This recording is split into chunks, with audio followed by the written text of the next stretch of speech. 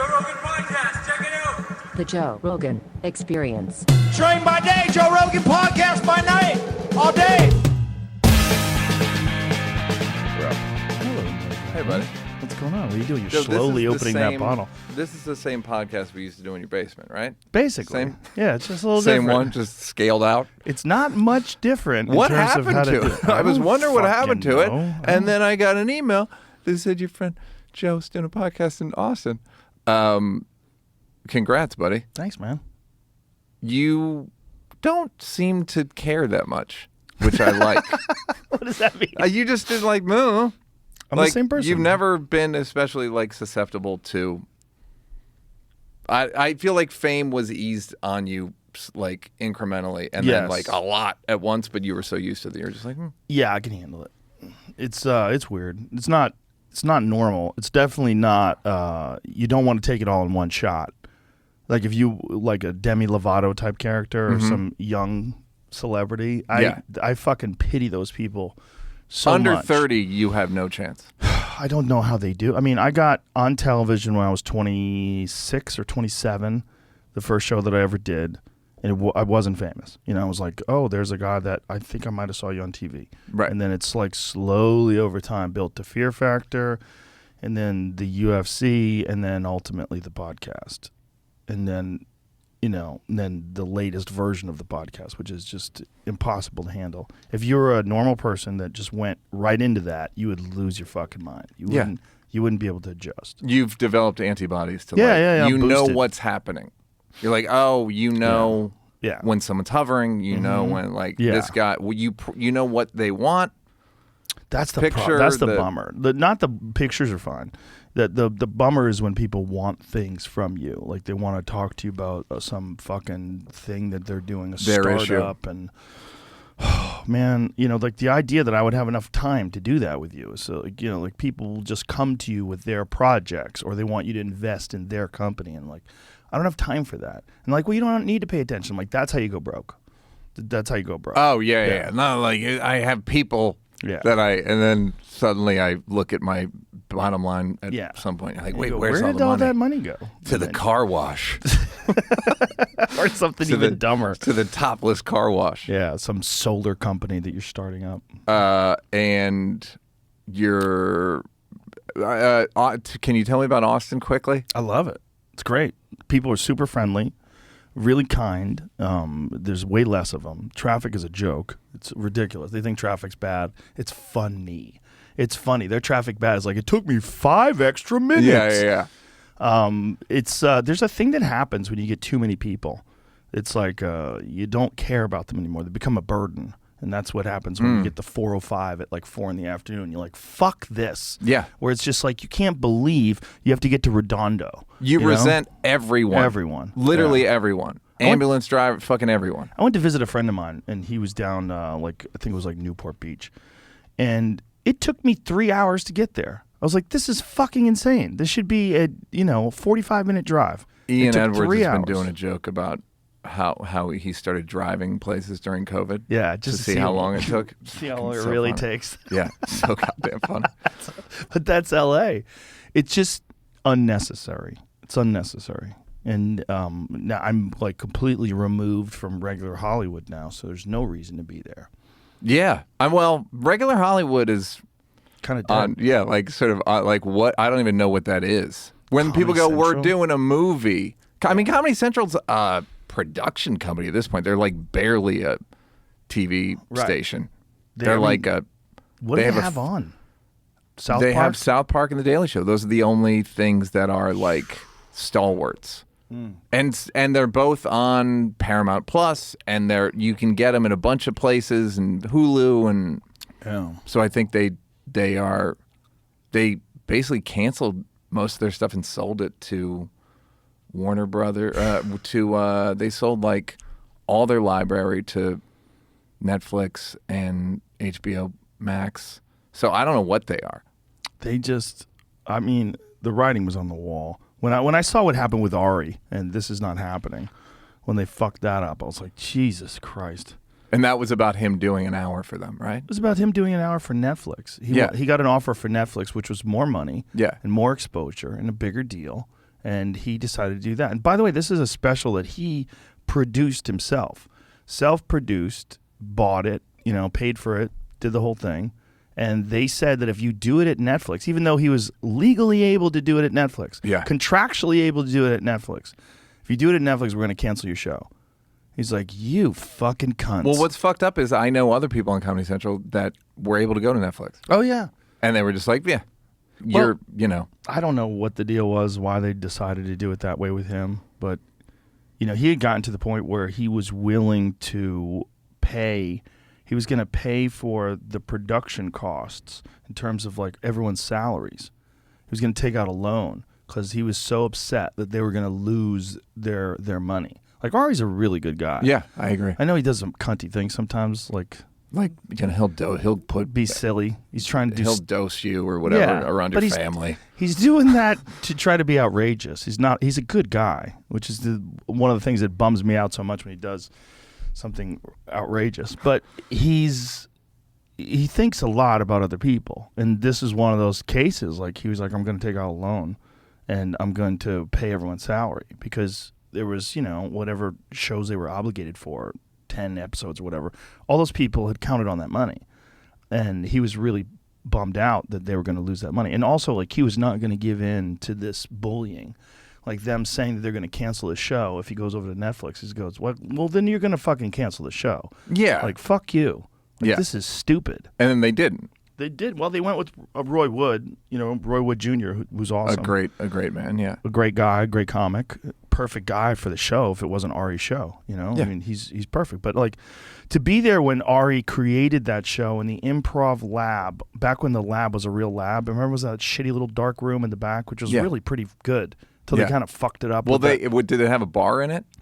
It did. Because that bar is a fucking nightmare. It's a nightmare. I've literally only bombed in there. One night, me and Seinfeld bombed back to back. I went from the I did improv. it a month ago. Bombed. Aziz bombed. Dan Levy. We're just bombing. Aziz said it was maybe his least favorite crowd in 20 years of comedy. It's the worst room. The setup is so bad, and I did the improv, the regular improv, and crushed. And I had a buddy of mine with me, and I'm like, I'm going to do a set next door. You want to go see that? And he went and watched me crushed and then bomb. Yeah. Back to back. He's like, what the fuck? I go, I know, right? Crazy. You did the cold plunge in the lab. It was so bad. It's such a bad room. It's like the door is right there next to the stage. It opens up constantly. The bar is to the left. But it's also, the room is 45% bar. Yeah, it's outrageous. It's and way they too had big. 2 years to fix it during COVID. Yeah. And they didn't do fix anything. it. They didn't do a damn thing. We will not fix it. They should make that bar a tiny part of that room. It needs to be a tiny part because you only have 90 fucking seats at most. Tops. Right? I'd go 40. Yeah. Maybe 50. It was a good move. When Ari had done This Is Not Happening there, I think it was like just he would name each episode based on what the subject was. Like Psychedelica would be one, war stories would be another. And you would, go and tell your stories there. And Ari said, I've got to come up with a way to work out stories to use in sets. So what I'm going to do is have a storyteller show. Pretty fucking brilliant idea. Yep. And he set it up there, and I watched him for years develop that, and then eventually take it to the store, and then eventually take it on the road, and then eventually sell it to Comedy Central. And it was a great idea. It was a great show. And they fucked it up. They fucked it up with one petty little move. And it was also never really on Comedy Central, right? Wasn't it just on their YouTube? No, it was on the YouTube, and then it went to Comedy Central. Got called up to the big leagues. And, he had a billboard on Sunset. And he had a billboard on Sunset right when his special, because he had a special coming out. No, the billboard on Sunset was his show. And it was right when he was feuding with Howard Stern. Mm-hmm. So, it was one of the fun things that he did is because Howard Stern was like, who the fuck is this guy? By the way, I thought about it the other day. Ari was right. What do you mean? He was saying, podcasts of the future. Well, he was... I don't remember he what was upset. insulting about it, but he was of, basically like, you're a dinosaur on satellite radio. But I don't think that's what he was pissed off about. Yeah, so that's what it was. This Is Not Happening. And then his special was coming out that Friday on Netflix. That's what it was. But it was something else that he was making fun of Howard Stern about. I don't think it was necessarily his stance on podcasts, but boy, was he wrong about that. Yeah, Stern had decided that podcasts were a waste. I remember him mocking podcasts back in the day, and he was like, you can't make any money. And I was like, you don't know what the fuck you're talking. You literally don't know what you're fucking talking about. Yeah, I wonder what he thinks of your Spotify shit. I don't know. He's like, I don't know. I mean, he's making a lot of money still. But it's a weird situation. Like, the whole Sirius XM thing's a weird situation because you get it for free in your car. And someone was telling me, I think Fitzsimmons was telling me they count the subscriptions. Oh, yeah. The giveaways. Yeah. They count as sales. And it's like, is it a sale? Well, they count as subscribers. But here's the thing, man. If Stern they better pay him. Because if Stern they have leaves, to pay. They have to. He is it. That's it. If he leaves, they're fucked. Like, they're legitimately fucked. And he was, him being on satellite felt like very removed from culture. Whereas I was afraid that was going to happen to you on Spotify. I was hoping that was going to happen to me. I was trying to get about 10% less famous. I 100% believe you. And didn't really work. No. Didn't work with you. It didn't, because you're still on YouTube. And that's where a lot of people watch you. It's that, but it also coincided with COVID, and a lot of people had a lot of free time. And there's just a reality to things that you listen to all the time. You get addicted to them. Mm-hmm. It wasn't that hard. It wasn't like you needed to get satellite radio. Like, you just needed a different app. And you were probably using the app anyway. And people are using Spotify anyway. It's the #1 app for podcasts in the world. So or at least now, at least. So when I went over there, it just, I was hoping I would become obscure. Whoops. I would rather just take the fucking money and just be able to move around easier, Yeah. So what I said off the air, it was like, you're at the level now where there's the levels of fame where you just park near the trash. Yeah. Where you have to go through the service entrance. You come into the kitchen. Yeah, and you just get vomit. It smells like vomit and old garbage everywhere you enter. Everywhere you enter now. Like, congratulations. I remember one time I was partying with Dave in Denver. We did a show together, and then Dave knows these weird after-hour spots. And I'm like, where are we going? In every city. Every city. So we're going down this dark hallway, right? And I'm like, where the fuck? And then we go into this room, and it's literally like a John Wick movie. Like, you open this door, it's like a secret bar, and it's not a big bar. Mm-hmm. It was small. It was like a 30 or 40 seat bar, but it was beautiful, like opulent, really nicely done, and like expensive liquor. I go, this is crazy. What is Women this? with perfect skin who were like racially ambiguous. Strange music playing. Yeah, you can't even fucking Shazam it. Place it. Yeah, no, don't bother. Don't bother, my friend. Everyone calls you my friend who works there. But we went to this place, and they told him he couldn't smoke in there. It was really funny. Goodbye. So I got all this, and That'll do it. He tried to spark a joint, and they're like, "No, you can't smoke in here." Like, what? There's no one here. This is literally a secret bar. You have Dave Chappelle smoking weed in your secret bar. You should be happy. Don't want it. We don't know why. We don't want it. But those little weird spots that he knows them everywhere. Yeah. But he's been that famous for so long. He's got to move around like that. It's the last 6 years, I'd say. Since the Netflix stuff. And since he came back. Yeah. Like, after he took the 10 years off and then came back. His sabbatical. Yeah, the sabbatical, which is interesting, Well, it increased his legend. Yeah. Well, he's the guy who actually walked away. Nobody really does walk away from the money. Publicly. Yeah. It's like most people just take it. I think Gandolfini did. Really? At one point, yeah. For what? What show? Sopranos? Yeah, there was a day his contract was he wanted a raise. It was I was aware of it as it was happening. Yeah. And then they shut down for 6-8 weeks. Oh, where he was ready to quit? Yeah. Oh, wow. It was just like a contract dispute, and he got everybody more money. But yeah, he was, but because you see how much. Yeah. Gave Sopranos co-stars $33,000 each after HBO contract dispute. Wow. He agreed on a $13 million contract with HBO after requesting $20 million per season after season 3. Wow. Yeah, but he like wasn't. He's like, I'm not coming in. Interesting. Yeah.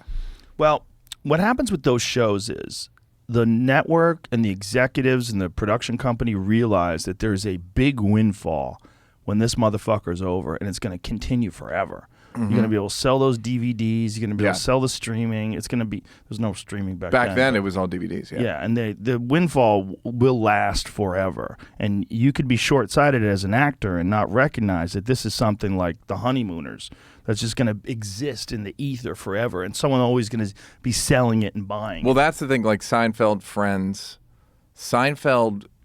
those syndication deals are every 3 years. Mm-hmm. So when they go, Larry David and Jerry Seinfeld got $100 million, like they got $100 million a bunch of times. Yeah. Quietly, it's every 3 or 4 years, and then they sold it to Hulu, Netflix, and then all these streaming places started showing up, and and HBO Plus, and there was no exclusivity. Yeah. Fucking great. Yeah, great. no, it's great.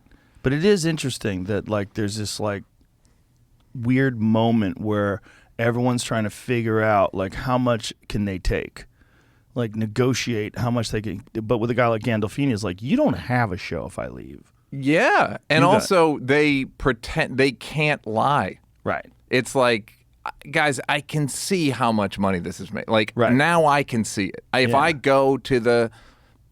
I remember, I'm sure somebody will say in the comments, how long did it take for him to bring Chappelle up? You brought him up. Let the record Don't show. read the comments. Let the record, I know. When we were the #1 selling show on DVD, we didn't think about it. Literally never thought about it. And then they put the DVD out, and we're like, oh, cool, they put the DVD out, and then we opened up some paper and it was and we're like, #1, $20 a pop. How many? Right. And then you start going like, well, wait, I'm making what? No, this is wrong. Right. This is fucked up. And then you renegotiate. Yeah. But you were lucky in that you had these existing numbers that someone could audit and find out like, no, he gets this many YouTube views. He gets this many streams. Yeah, that's what's so much more interesting about this versus Netflix, because Netflix doesn't tell you jack shit. Like when you do a special on Netflix, there you go. They just do a good job. Good job. We like it. How's it doing? It's doing good. Good. What does that mean? It's doing very good. Yeah. What does that mean? What the fuck does that mean? Yeah. But if it's on YouTube, you can go, oh, look at the numbers. It's right there. Yeah. 50 million. Yep. Look at that. There you go. It's 50 million downloads. Thank you, Elon Musk. You look at iTunes. You can get your downloads. You know what you're getting. Yeah. With certain services, like you have no idea. Streaming stuff. And God bless. I mean, Netflix is starting to talk about it a little bit. Yeah, they don't have to tell you though. Like but if they you're on really HBO Max. Is that what it is? Is HBO Max or HBO Go? What is it? They changed their name. It used to be Go. Yeah. It was Go, then it became Max. They don't tell you jack shit. Transitioned. Yeah. I'm not getting into that. You're not getting into I'm that. not getting, Joe, I'm not touching that. But you just did. I know I did. But you did. So, and how is your, so you like Austin? I love it. Great. Yeah, it's great. And I love doing comedy here too. The fucking crowds are amazing. It's been so much fun. It's better? Oh yeah. Yeah, there's no entitled douchebags here. It's like all the stuff that was gross about like the agents and the managers and the out-of-work actors that would come to shows. Like all that's gone. Yeah. It doesn't exist. It's just regular people. Yeah. And they're fun. And I did a show last night. It was very What'd you do fun. last night? I did the Creek and Cave. Oh, the Creek and Cave's great. I'm there tonight. Oh, great. Yeah. Ari's there too. Ari's running his this new special that he's doing. Jew. He's doing What's that. the special June. called? I'm kidding. This is the special that he was working on before the Kobe Bryant incident. I forgot. I literally was like, "Why didn't you shoot it?" And he was like, "Oh, yeah." So it was fucking sharp. I'm curious to see it tonight. I'm gonna go watch it tonight. He said he's shortened some setups and changed some jokes. Good. Well, it was really good before. You know, I just don't. You know, there's a thing when you like revisit something after you haven't even touched it in years, and then you go because he had like it was almost like a one-man show. Mm-hmm. You know, like a performance piece. Yeah. It was basically set because we had talked about this for a long time because he had a really weird upbringing. Was he Orthodox or something? Yes. Oh God. Okay. And he went to Israel and stayed in, Kibbutz. he did the whole deal where they would read the Talmud every day for like 12 hours a day. Like, he was like super until he like lost his religion and then became sort of a renegade. And that's one of the reasons why he's so crazy. It's like his childhood was like so... Him and Metzger. Kurt Metzger did a similar thing. Very similar. Very similar with... He was a Jehovah's Witness. Yeah. Yeah. Where they feel like trapped in this... Well, Metzger's great at that too because Metzger recognizes culty shit early on. Like he was one of the first guys calling this woke stuff cult-like. He's like, they're in a cult. He goes, I know what a cult is. He goes, I fucking grew up in one. He goes, all this shit is like, you can't question it. You can't look at it any other way other than the way they tell you to look at it. It's fucking cult stuff. Yeah. And he was saying this 8 years ago. He's always been ahead of that. Yeah. Because he had he had a special called White Precious. What else do you need to know? He's so funny. I love that fucking dude. Like he's one of those like pound for pound joke writers. Like damn, fucking nuclear. And him together with Kyle. Oh my god. Oh my god. Fantastic. Yeah. The Alec Baldwin is my favorite. Oh my god, they're all great. The fucking Biden one is amazing. Boston, Massachusetts. Dunnigan's a fucking wizard too, man. His voices are out of control. That Bill Maher. Bill Maher threatened to leave if we played it. I heard that. We're going to play the one with him in a gangbang. Funny. Because he had one with him in a gangbang. He's like, I'll leave if you play it. I'll leave. I like Mark. I love Bill Maher. I know that's what's funny. He's like, and I love Kyle. But Dunnigan. He was probably half joking anyway. But you know how it is. Yeah, He's sure. a little sensitive. But I think Maher is a very important guy, and I think he's been killing it lately. He really has been. His monologues because he's really like an old school liberal. Mm-hmm.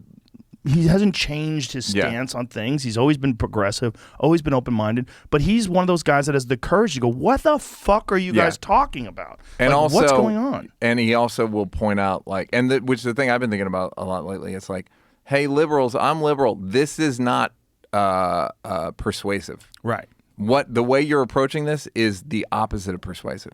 You're really turning everyone off. Yeah. And I'm with you, and it's like... But it feels like they don't care about persuasion.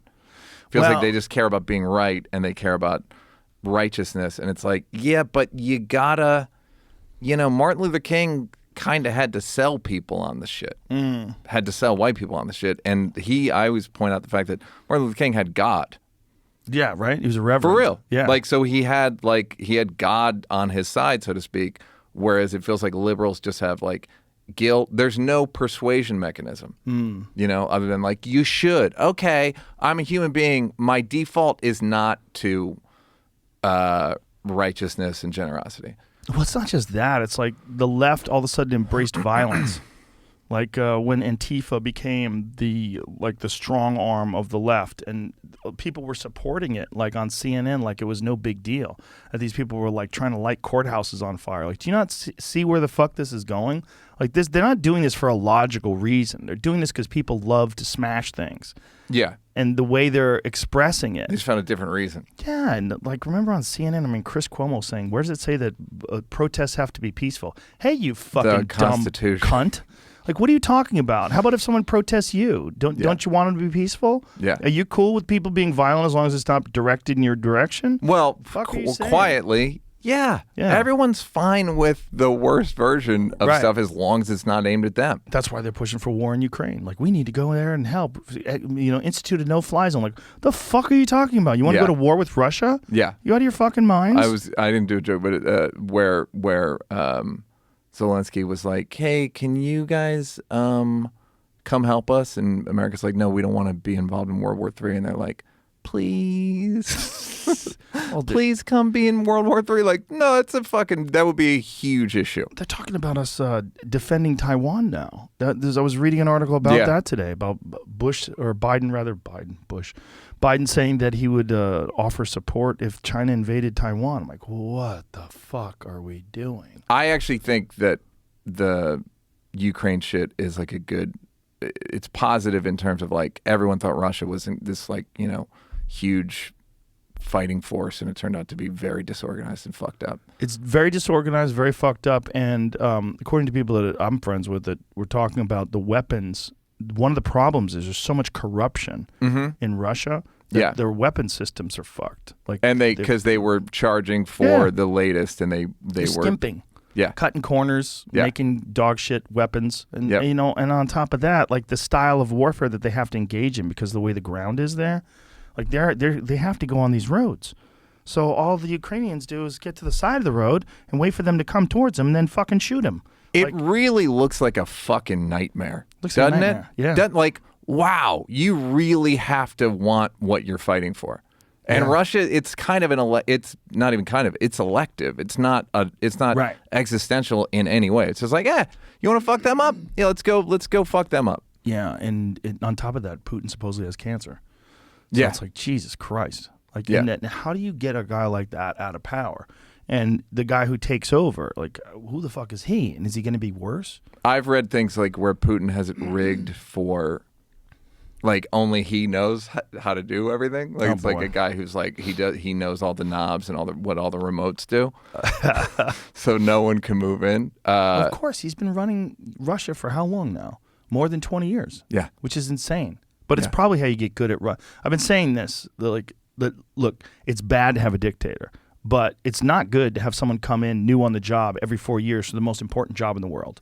Because you don't know what the fuck you're doing. And then by the time you figure out what you're doing, you're 2 years in and all you're concentrating on is getting reelected. So I completely agree. And then, I mean, except, I don't, 6? What's the alternative? Right. But what's the alternative is we have a dictator, which sucks. You can't have that. If it's like having tenure as a professor. You know, there's so many professors that are total cunts because they have tenure. They literally can't get fired.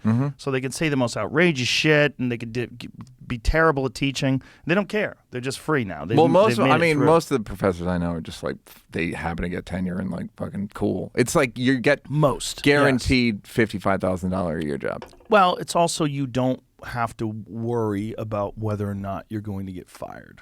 You know, there's some professors that have proposed some pretty outrageous shit, and they can't get rid of them because they have tenure. Like, there's this guy, Peter Duesberg.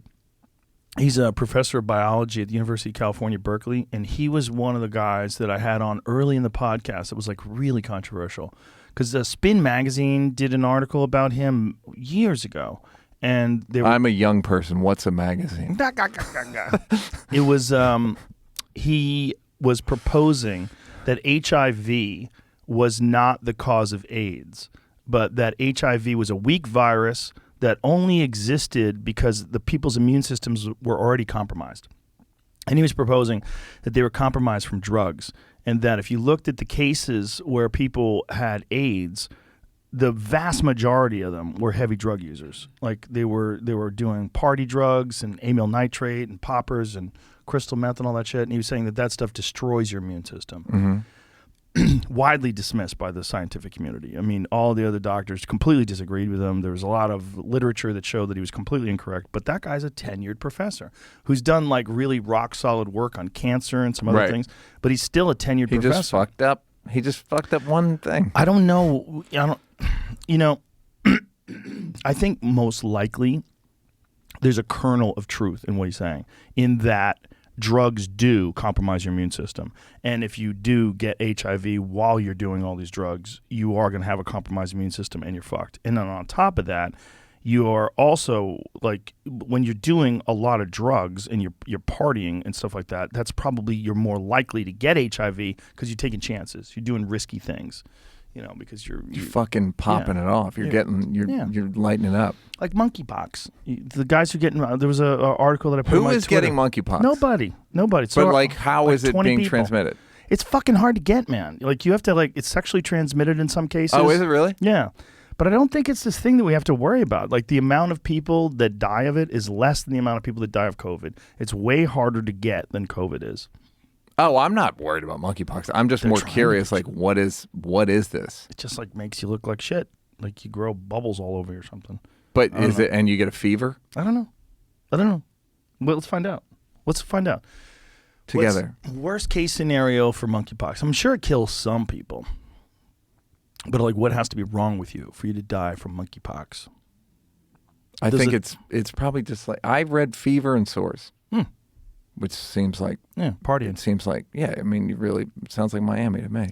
Well, if these guys, the that got it in, was it Belgium? There was a thing that I put on my Instagram where these guys wound up getting it from having risky sex. Yeah, they were, World Health Organization's emergency department said that the leading theory was sexual transmission among gay and bisexual men at 2 raves held in Spain and Belgium. Fucking dudes. They're having a time dudes, over there. Dudes who can't get pregnant. Both viruses can cause flu-like symptoms, but monkeypox also triggers enlarged lymph nodes as well, and eventually distinctive fluid-filled lesions on the face, hands, and feet. Most people recover from monkeypox in a few weeks without treatment. This feels like once most people recover from monkeypox in a few weeks without treatment, it's like, I shouldn't know about this. Yeah, you should know about this. This is useless. Well, I think the amount of people that have gotten monkeypox is very small. Yeah. I mean, I think it's like less than 50. Let's ask this: how many people have got monkeypox? Because when I was looking at it, they were tracking. There was at one point there was 11 cases that they're aware of monkeypox in this one area. I'm like, It's definitely like clickable. Like it'll make me click on it. It's it's got monkey in it. It's got pox. It's got pox. It's pox 2 hard Ks. Yeah, pox is bad. Yeah, a pox on your society. Yeah, on your house, family, etc. Your hands, your feet, a pox on your feet. Sounds bad. But it's just they're running out of stuff to scare people about. At least 160 confirmed. 160 in the whole world. I like how they call it a non-African country. Why is that? Why non-African? That means it's spread out of Africa? All 10 of those cases have been in Europe. All 10 of those cases have been in Europe. 56 in the UK, 41 in Spain, 37 in Portugal, where they were butt fucking, and 37 single-digit cases counts in Austria, Belgium, Denmark, France, Germany, Italy, and the Netherlands, Sweden, and Switzerland, all guys who butt fucked in Africa. Or wherever they were at a rave. Yeah, it's not that bad, man. What? Prairie dogs. Countries outside of Africa. Who the fuck is a pet prairie dog? Why do they keep mentioning Africa? Like, why are they saying... I guess because that's where monkeys come from. Or some monkeys, other than South America. In India, 4 times as many countries outside of Africa have reported monkeypox this month. It must have originated in Africa, than have in the previous 50 years. Oh, so it's been around a while. Till recently, the largest outbreak in the Western Hemisphere was in 2003 when pet prairie dogs infected 47 people in the U.S. Who the fuck has a pet prairie dog? Who's keeping a pet? Get a dog, you fuck. What's the difference? The prairie dog and a regular dog? Yeah. A regular dog's your friend. A prairie dog's a little wild animal that digs holes in the ground and cows Are step those in the them and ones snap that- their legs. Those aren't like the sheep, like ones that herd sheep for you? No. Prairie dog's a weird dog. I mean, a weird rodent that digs holes in the ground. It's like a squirrel, yeah. Yeah. They have to shoot them on farms. Like they set up rifles with like long range scopes on them and shoot them because when these prairie dogs leave their holes, cows and horses step in those holes because it's, the size of their foot and snap their legs. Snap their own leg. Okay. Yeah, they break their legs in these prairie dog holes. They're a real fucking problem on farms and ranches. Well, they also gave us monkeypox. So And they give us monkeypox. Fuck them twice. I wonder if you could eat them. They're probably not even delicious. I have a question? Let's segue into ayahuasca real quick. Oh boy. Let me spark up. Did Ron White explain more about how he quit drinking, or he just quit? Well, he needed to. Oh, of course. But I'm Yeah. saying, like, was that? Did he have a heart? Did he like have DT? Did he have any sort of withdrawal? Or No, not really. He had to quit for a while before they would let him do ayahuasca. Because he was Ron White. He was 50 years of every day. Yeah. That's real. Yeah. Like, but here's what's interesting. He's sharp as a fucking tack now on stage. I mean, he is fucking excellent. Ron White is a great comic. He's a great comic. Like, he's always been a great comic. really good comic. But I think he's even better. I think he's even better now. He's so sharp. He's Excellent. so sharp. And he's been microdosing. Well, apparently mushrooms. Jim Jeffries stopped drinking too and said he's better than he's ever been. Really? Yeah. Interesting. Yeah. Well, I mean, look, it does. Drinking alleviates like fear, but sometimes fear is good for you. It keeps you sharp. Yeah. And in exchange for the alleviation of fear, it dulls your senses in some ways. Mm-hmm. But it also, there's things that it does that are good. There's little doors that open up when I have a couple of drinks where I'm like, what the fuck is that? Mm-hmm. And then you start talking about something that you might not talk about, or you see something in a way that you might not see it, or you laugh at something you might not laugh at. And I think it's beneficial. I think alcohol in moderation has benefits to it. I don't drink to excess, though. I mean, I do on the podcast sometimes. I've had some podcasts Really? with some guys. Yeah, we've gotten the one we do with Shane Gillis, Mark Norman, and Ari. We do this thing called Protect Our Parks. Uh-huh. And we do it like every couple months, and we get obliterated. I mean, obliterated. Shane drank 15 beers. 15 in a 3-hour podcast. 15. And he didn't even piss. He just puts them, he's a big fuck. Yeah. And he just puts them down. Big football playing ogre. Just keeps downing Bud Lights. I'm like, Jesus Christ, man, that is insane. He had a stack of beers over there. I'm like, I can't imagine drinking that in a month. And you just drank it in 3 hours. Did he bring his own cooler? No, we got it for him. We had him all on ice for him. We know when he's coming. Yeah. And so we get cases. Like literally. He drank more than a case himself. Jesus. What the fuck, man? And was he like Obliterated. cogent? Oh, he was yeah. gone. No. He was very, very, I mean, he was obliterated, but still hilarious. Yeah. And very much, aware. Yeah, there are guys that if you have a good brain Yeah. and you add alcohol, some good shit can happen. That's him. He Yeah. can do that. He can put it away. He puts it away and can still be hilarious and is silly, and he gets a little aggressive. He gets a little Sure. aggressive, like you punch Ari in the shoulder every now and then. Yeah. Yeah. But in a fun way, you know. But but other than that, like the podcast is without a doubt the drunkest I ever get in my life, ever, is during the podcast. Because sometimes we'll be 3 hours in, and I'm like, oh my God, I'm struggling to say a sentence correctly. Like I'm struggling to hide my slurring. And then Ari has to take over? And Ari takes over. Yeah. Well, I'm gonna tell you guys what's rumble, Jew. But I'm going to see Jew tonight. I'm excited because he's running it at 8 p.m. and then we have a show there at 10. But he said it's really tight. He's really, really happy with it. And he's going to film June 10th and 11th in Brooklyn. Is that right? Or is it 11th and 12th? One of those. I think it's 10th and whatever the Friday. What days are those? Those aren't even, is that even Friday and Saturday? Where are you? You got a new hour? I mean, you must you've been I on got a the road comedy lot, baby. right? I got to shit out, buddy. I was going to say you've had it for a while, right? I got to get rid of this comedy baby. You probably had an hour before COVID. Yeah, I was ready. I was ready before COVID, but it's better off that I didn't do it then. Because honestly, one thing that I've learned is that, there's this thing where you want to do a new hour as quickly as you can because it's kind of impressive. And when Louis was at the top of his game, actually, I'm going to say that. I don't think that's correct. I think Louis is at the top of his game right now. I totally agree. I think he's at the top of his game right now because I think he has a freedom that comes from all the shit. His last two specials Yeah. have been excellent. The one that he won the Emmy for, I called him, I texted him rather, and I said, the one you won the Emmy for is great. I go, but I think the new one's The new even one's better. better, It's yeah. better. It's really fucking good. And I go, I hope you win for that too. But the point is, it's like when you're that sharp, you get that sharp over time. And for me, like when Louis was doing his ones every year, I think it was a little too much. Mm-hmm. I agree. I think you need 2, and this one has given me more than 3. And because of the more than 3, I've added a lot of stuff to it, and I've tightened things up and changed things.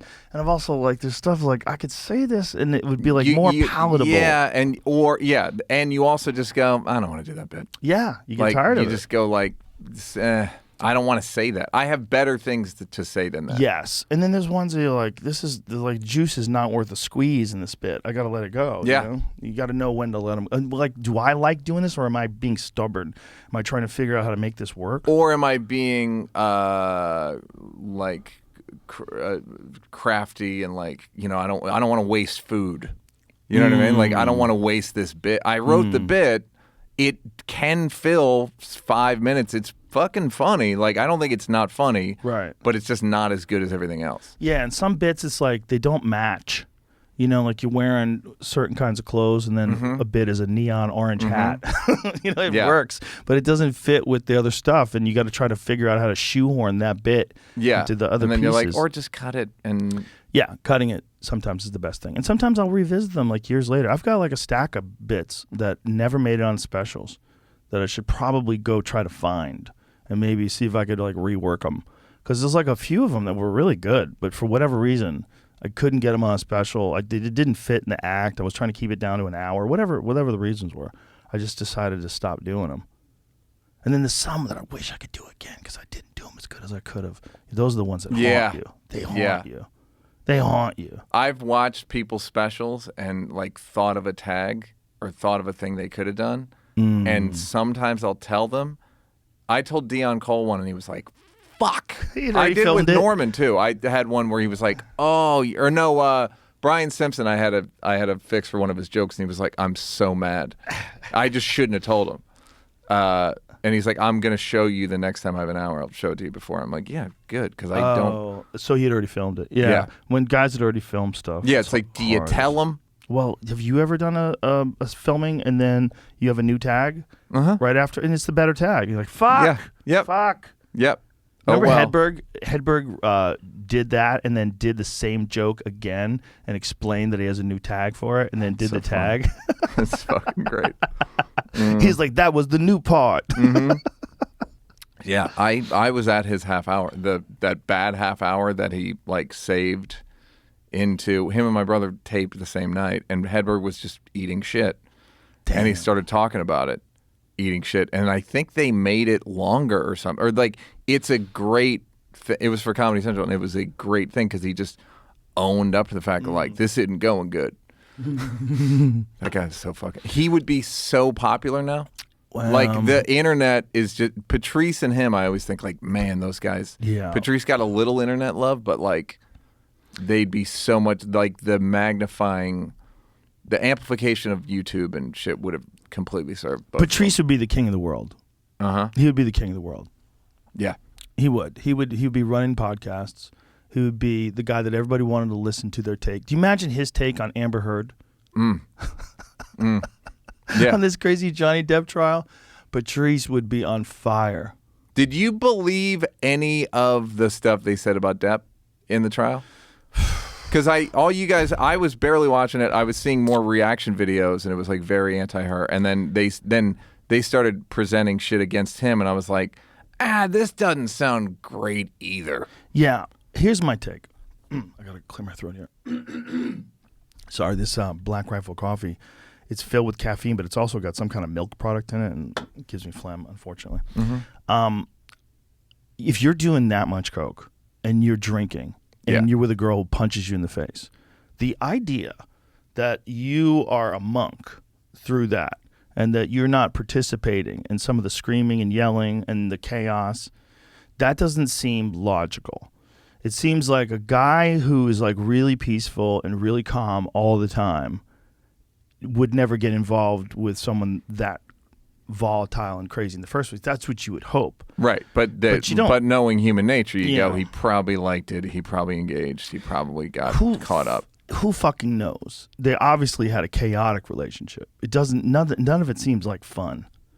No. But it sounds, the locations are incredible. Oh, yeah. Like, now was this on the private island? No, this is in the blimp where we would travel. The thing is, there's clearly some deception going on, and that's why this is like a valuable insight for people, because people like that exist. People like that where they try to change reality to suit them and make you look like a monster, to make them look like a victim so that they can gain some sort of social credit or attention. Usually those things, you can get away with those things if you don't talk too much. Like, you get away with those things if it's just as long as you don't go to trial.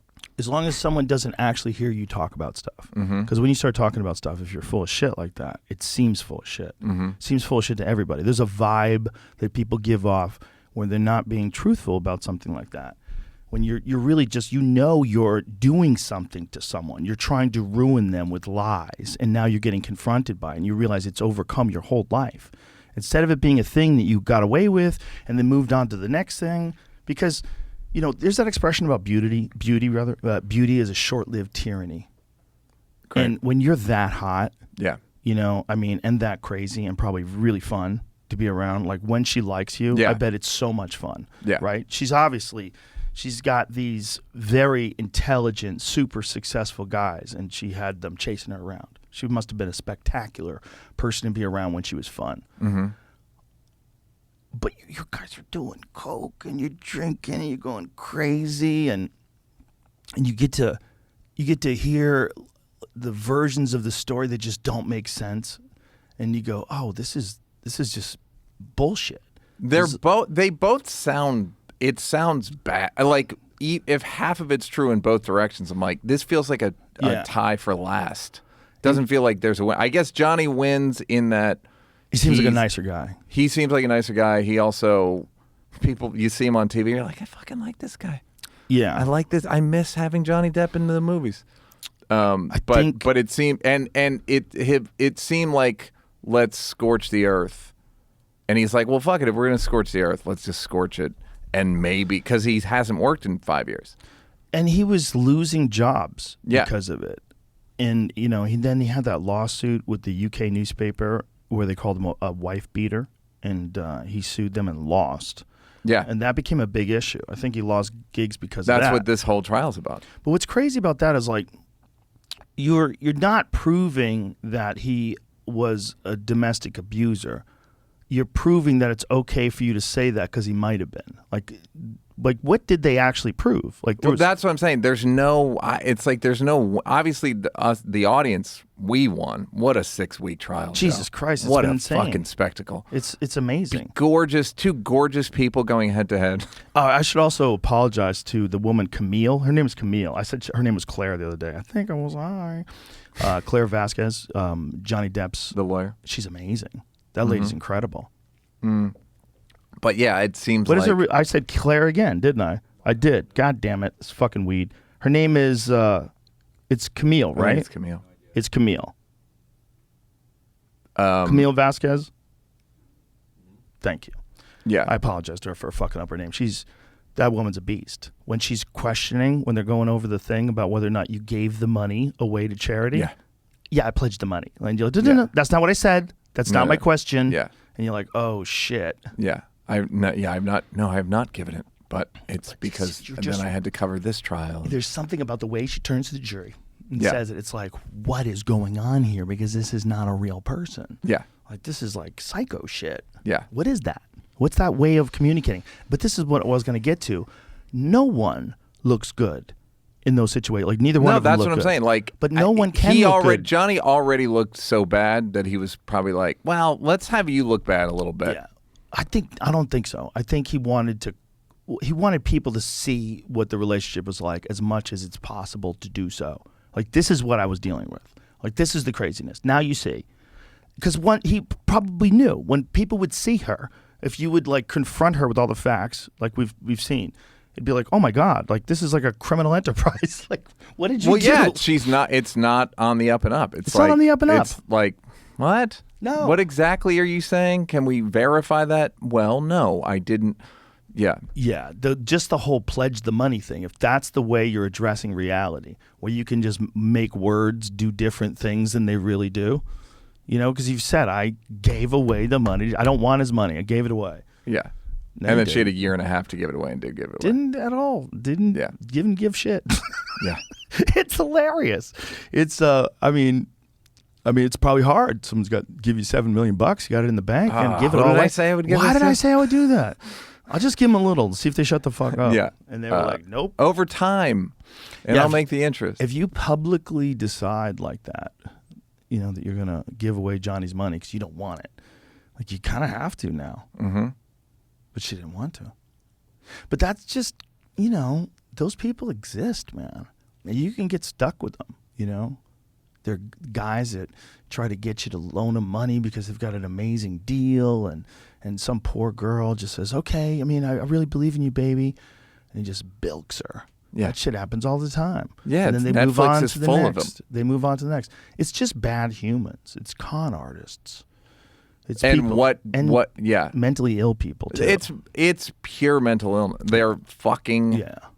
all that bad vegan documentary Yeah. and there's another the Tinder swindler. Just fucking crazy dudes. Crazy dudes. Crazy. There's I did a lot of joke them that out there. if you borrow $100 from your girl, that's not sexy. If you borrow $100,000 from your girl, that shit is very sexy. They love that shit. Do you know the Eliza story, right? The Yale Yes. guy? That is one of the wildest stories ever. Yeah. She told the whole story on the podcast. I was riveted. She didn't give him any money though, right? No. But this guy pretended he went to Yale and pretended he lived in a place where he didn't. He made up all this shit about his life, and she found out after they had already been dating. Like they were deep into a relationship. Like she was having sex with a fucking complete con artist. Just a bullshit artist who made up his past. Yeah. And she like slowly would expose it. Terrifying. Jesus Christ.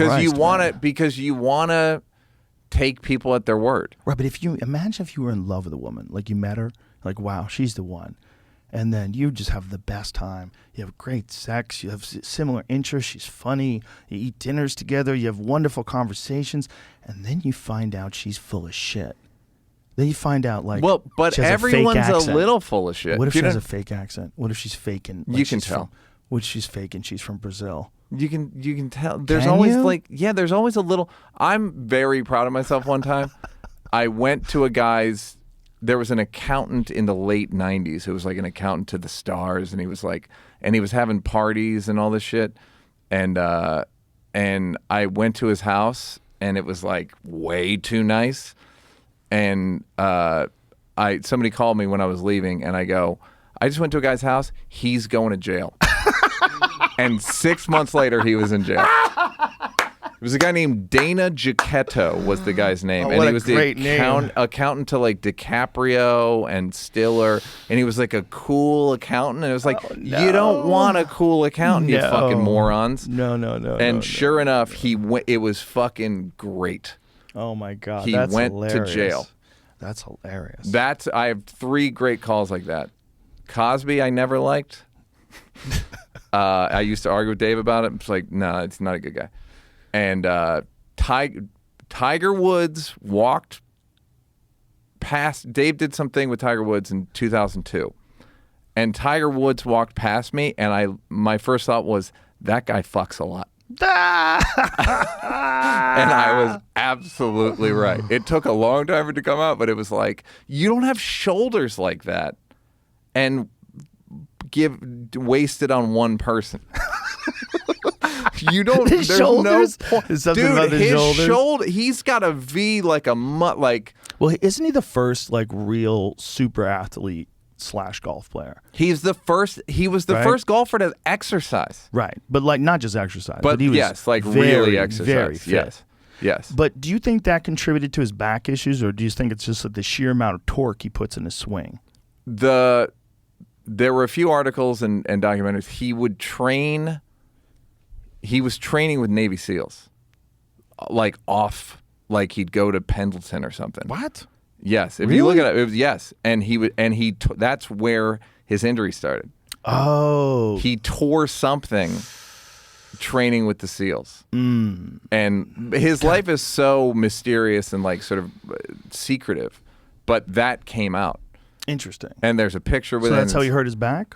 I think he hurt his knee, Mm-hmm. and then it becomes like a compensation. Wow, almost quit golf in his prime to become a Navy SEAL. Oh my God. Tiger Woods arguably the greatest golfer to ever play in the PGA Tour, but he almost cut his career short in the middle of his prime to join the military. That's right, Woods nearly walked away from the sport he dominated in 2006 to become a Navy SEAL. Thankfully, though, he stuck to golf. Wow. That's fucking crazy. Yeah, his dad was a SEAL, and he would he'd go to Coronado, Bud's compound. Then he started training himself, and then he tore something, and then it's a domino effect. Well, I know Jamie knows a shitload about Tiger Woods. Oh, that's Jamie, does he fuck a lot? Jamie is Well. a golfing fiend. He's got machines out there. He swings balls, and Nice. he has it into a net. You hear him, whop. Yeah. So he's got like a thing set up where it measures his speed. You paid for that, Joe. No, I didn't. Really? So he earned Jamie, his money. my money. It's funny. Jamie, throw it on the fucking hide it, Jamie. No one knows. Well, now everybody knows I got it. But But you're little toy. you're like he's pretty much a golf fiend since we moved to Texas. Jamie's become a full-on fiend. yeah, Great. Tiger's back now. How's leg? How is his leg? Actually, not good. Not So, good. Yeah. Yeah, he gets fatigued. But he doesn't have like I feel like the muscles are gone, and so he can only a lot of it's walking. Jesus. Like he could swing, but it's he was fucking. They almost had to chop Cut off his the leg apparently. Yeah. So when you're in that sort of a state, is that something he can recover from? Do you know? I think it would have been easier when he was 30. Right. Now he's 47, 48, even with, blood spinning and all that shit. Yeah. I think he'll 8 years ago, had a disectomy. So that's- Microdissectomy to deal with a pinched nerve, back surgery that had been troubling him in recent years. This means that Woods will not be participating in the Masters, instead will be recovering from surgery. So 2014 is when he had the back issue. Those things are tricky. Those microdissectomies, they're tricky. especially when what you do for a living is physical. Well, you're reducing the amount of disc space you have, and I think people have fixed bulging discs with other options. But I think you also can't do it and be that active. Like if he's got a bulging lower Also back, got They make spinal it. fusion What is 3 it? years So they later. do a fusion, Yeah. and then basically the thing that should be sort of well, I know a little bit about this because I've had some spine issues. So his disc was bulging, right?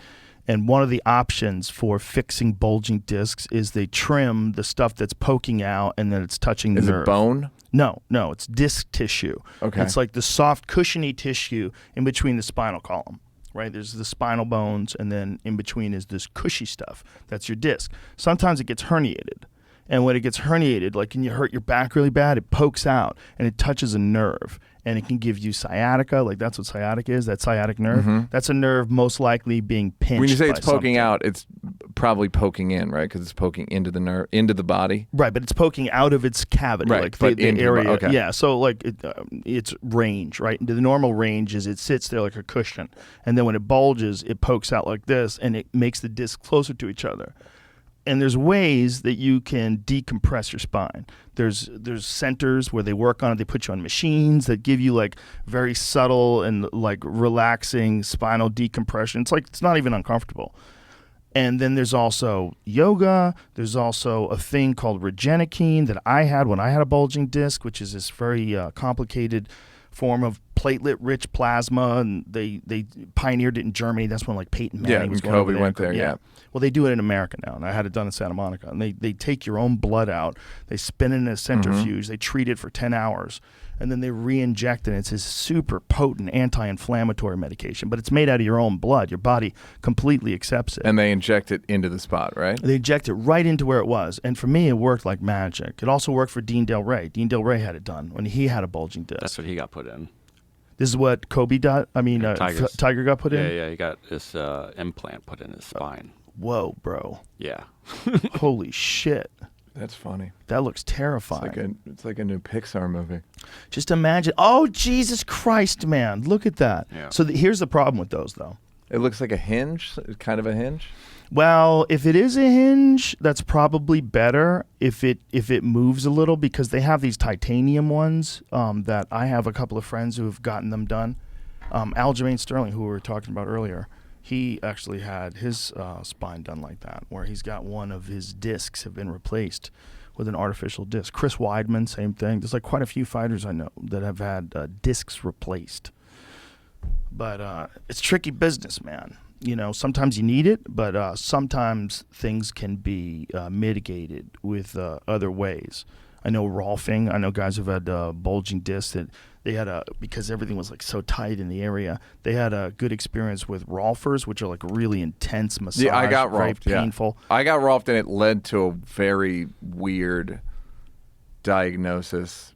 The Rolfer I went to, his wife did cranial sacral therapy, which is like your neck, head, What is kind of that? spatial massage, realignment, whatever. Oh. He said he's telling me about his wife, and he goes, she handles people that have divergent vision, and I go, I have that. And he's like, what do you mean? I go, I think I know what that is, and I think I have it. What is it? Okay, so I remembered my dad. I'd be talking to my dad sometimes, and he'd have one eye closed, and then I noticed that I started doing it to people. I'd have one eye closed. Basically, you have two eyes, and they create a unified field of vision. I have two eyes, and I see 1.5. Oh wow! So at a certain point, my left eye just shut off. So if I you close basically, your right eye, what happens? well, no, it'll come back on, but my brain will not. My brain is just right eye. So your brain is always just trying to Just look out of your right eye. Right eye. That's the only like signal it recognizes. So like that joke in Wayne's World, camera number 1, camera number 2, camera. Yeah. I literally thought that's what everyone's vision was like. Oh. Wow. So basically, I've spent the last almost year turning my left eye on. Jesus. And so basically, with Oculus, it's a 3D Oculus exercises that I have to do every day, basically. And it's like picking. One of them's picking fruit. It's like a 3D puzzle that unless your left eye's turned on, you can't play or you can't be good at. And slowly, but so now I'm at the phase where like both my eyes are turned on, but it's 1.5. And then at a certain point, it will fuse into one image. And the doctor told me, the guy that I went to said that like, he's like, I have patients that, I can't say who did it, but Carl Lewis told me that the sprinter said that I could tell people he had it done. And it was like he wasn't racing anymore, but he's like, I was jumping too early. Oh, whoa. Because I didn't have depth perception. Yeah. Wow. Shit like that, where it's like, it's not, apparently I don't have 3D vision. So I just do it based on other, I don't know. Like, I didn't know I didn't. But it was fucking fascinating that I was just my right eye all the time. You know Michael Bisping? No, who's that? He was the UFC middleweight champion. Okay. He fought his last 10 fights with one eye. He lied about being able to see out of his eye. He would memorize charts, and he would just get doctors to pass things. He'd pretend he could read things. Did his head position change in fights? Did anyone notice? Well, he always fought with his left hand forward. His right eye is the one that went blind, and it's easier. Oh, that's probably better. Yeah, it's easier. I mean, he didn't always. He could switch stances, but he would fight with his left foot forward predominantly, and he had a really good left hook, which is how he won the title. But that guy fought 10 fights blind. How did he lose Did he lose it in a fight? Yeah, he got kicked in the head and got a detached retina, and then had surgery on that, and then had some subsequent injuries, and then eventually it kept getting worse and worse, and it got to the point where now he said he could only tell like if the light is on or off. Like he could tell if someone switched the light on or off, but he can't see anything. In that eye. In that eye, yeah. Yeah. Like I have to kind of, it's fucking crazy that I can be talking to you and switch. That is crazy. Like I'm only right eye now and the left is soft, and now I just went over to the left. Well, I would also assume that like you would think that everybody sees stuff the way you do, because that's the only way you've ever seen it. And then the minute he said it, I was like, I have that. That makes sense. Because I'd been thinking about it a little bit, like, what is that thing with my... How come nobody else talks about that? No one... You should bring it up on stage. Hey, yeah. You know how when you look at things... You see 1.5, and you can switch between which eye you're seeing out of without blinking. You just... Oh, that's crazy. Go, now I'm dominant right, now I'm dominant left. Well, I do a lot of archery, and when you do archery, most of the time I keep my left eye closed because I'm looking at this like thing called a peep sight, and I'm looking at it only through my right eye because I just want to concentrate on it, keeping everything like perfectly level. It's got to be you showed me the range earlier, so it's 40 yards. That range is so the trajectory of the arrow. Mm-hmm. Or the whatever you call it in this case, is it the same? Does it meander, or is it like the velocity keeps it on the same trajectory. Well, it's not the velocity that keeps it on the same trajectory, but there's fletchings, which you'd think of as feathers, or the back end. Okay. And there's different configurations, and different configurations provide more stability. Like I use a 4-fletch configuration, and so you have 4 things steering the arrow, and then you have broadheads that are designed to fly well. They're designed to have good aerodynamic characteristics. And there's like things about the shapes of the broadheads. There's a lot of debate about that. But the bottom line is then it's about the spine of the arrow, how stiff the arrow is. Depending upon how much force the bow has, you're going to need a stiffer spined arrow because you want a little bit of flex. Yeah, because it'll be slow-mo. It's a little flex, but I'm wondering, you're aiming at the bullseye, and the trajectory is from the exit to the bullseye is like, as it keeps going, it's going to straighten out more. That's the whole idea about the fletchings and the whole idea about the spine of the shaft. And when you shoot and you release an arrow, it's got all this force coming off of that string, right? And that's what's causing it to wiggle. Like as the nock releases and then the arrow releases from the bow, it's going to wiggle, but it's going to eventually straighten out pretty much. It's not going to be perfectly straight. It'll still have like a little bit of this to it, but very much like after you're getting after 20, 30, 40 yards, it's going to be pretty fucking straight. But it's very scientific. Like you have to know how much your arrow weighs. Like my arrows weigh 540 grains. And they're, 28 or something and a half inches long. So you have to like measure I have a 28 1/4 inch draw. And so then you have to put all this stuff into a computer program called Archer's Advantage. And you'll run it through a chronograph and you'll say, oh, it shoots 275 feet per second. Okay. And then you run all this information through this chronograph and then or through this computer program rather. And then it'll give you a sight tape. And then you put the sight tape on the bow, and you have to make sure that your 20-yard pin is dialed in correctly. And once you do, is that what that? It's like a wheel. That's actually on sharpshooters. Similar, but the sharpshooter thing is like much more exact because I'm not looking through a scope when I'm doing this. This is just a sight, so it's not magnified. It's just a pin, and the pin goes up and down to where 20 yards is going to be. So 20 yards is there. If I dial it down, like now I'm in 40 yards, now I'm in 50 yards, and I can do it up and down with a dial. So I can put it right on where 60 yards is and then hold the pin on it. And if I release the arrow properly, it's going to go right exactly where my pin is. But it does take a little bit of calibration. It takes a little bit of calibration. Yeah. Well, it takes quite a bit. I mean, you have to run things through a computer program, and then you have to sight in your 20 and 60 yards. Like you have to figure out where your 20 is, and then you back up until 60. And once you're super confident, then you put the tape on. And then once you put the tape on, now you have like everything from 20 dialed up to 120 yards because it's all done in math. It's all done in how much the bow is going to release with so much energy, but how much energy is there after 20 yards, after 30 yards. It's going to slowly start to drop and come down. And that's all calculated in this computer program that allows you to spin the bow to exactly where the yardage is. And before they had that, it was just like, I don't know. But no, before they had that, look, there's guys like my friend Aaron Snyder took a couple of years off of, he's a really good, like elite, top of the food chain bow hunter. And he took time off from bow hunting with a compound bow to just use traditional archery equipment. So he was using a recurve bow, and he still was killing everything. Because he's just a really good hunter, and but he also got very good with that bow. And there's all these videos of him in his yard of doing like these 40-yard groups with traditional archery, just all stuck in this like apple-sized like group of arrows. That's very impressive. That's fucking hard to do, and that takes a long time. You can get proficient with a bow at like 20-yard shots where you can like get into this range. I can get you there in a day. Yeah. One day at 20 yards with a bow where if someone teaches you the correct way to release and look through the peep sight, something close like 20 yards, I can get you there in a day. With traditional archery, good luck, bitch. Yeah, it's a year, right? I don't know, man. I'm not good at it.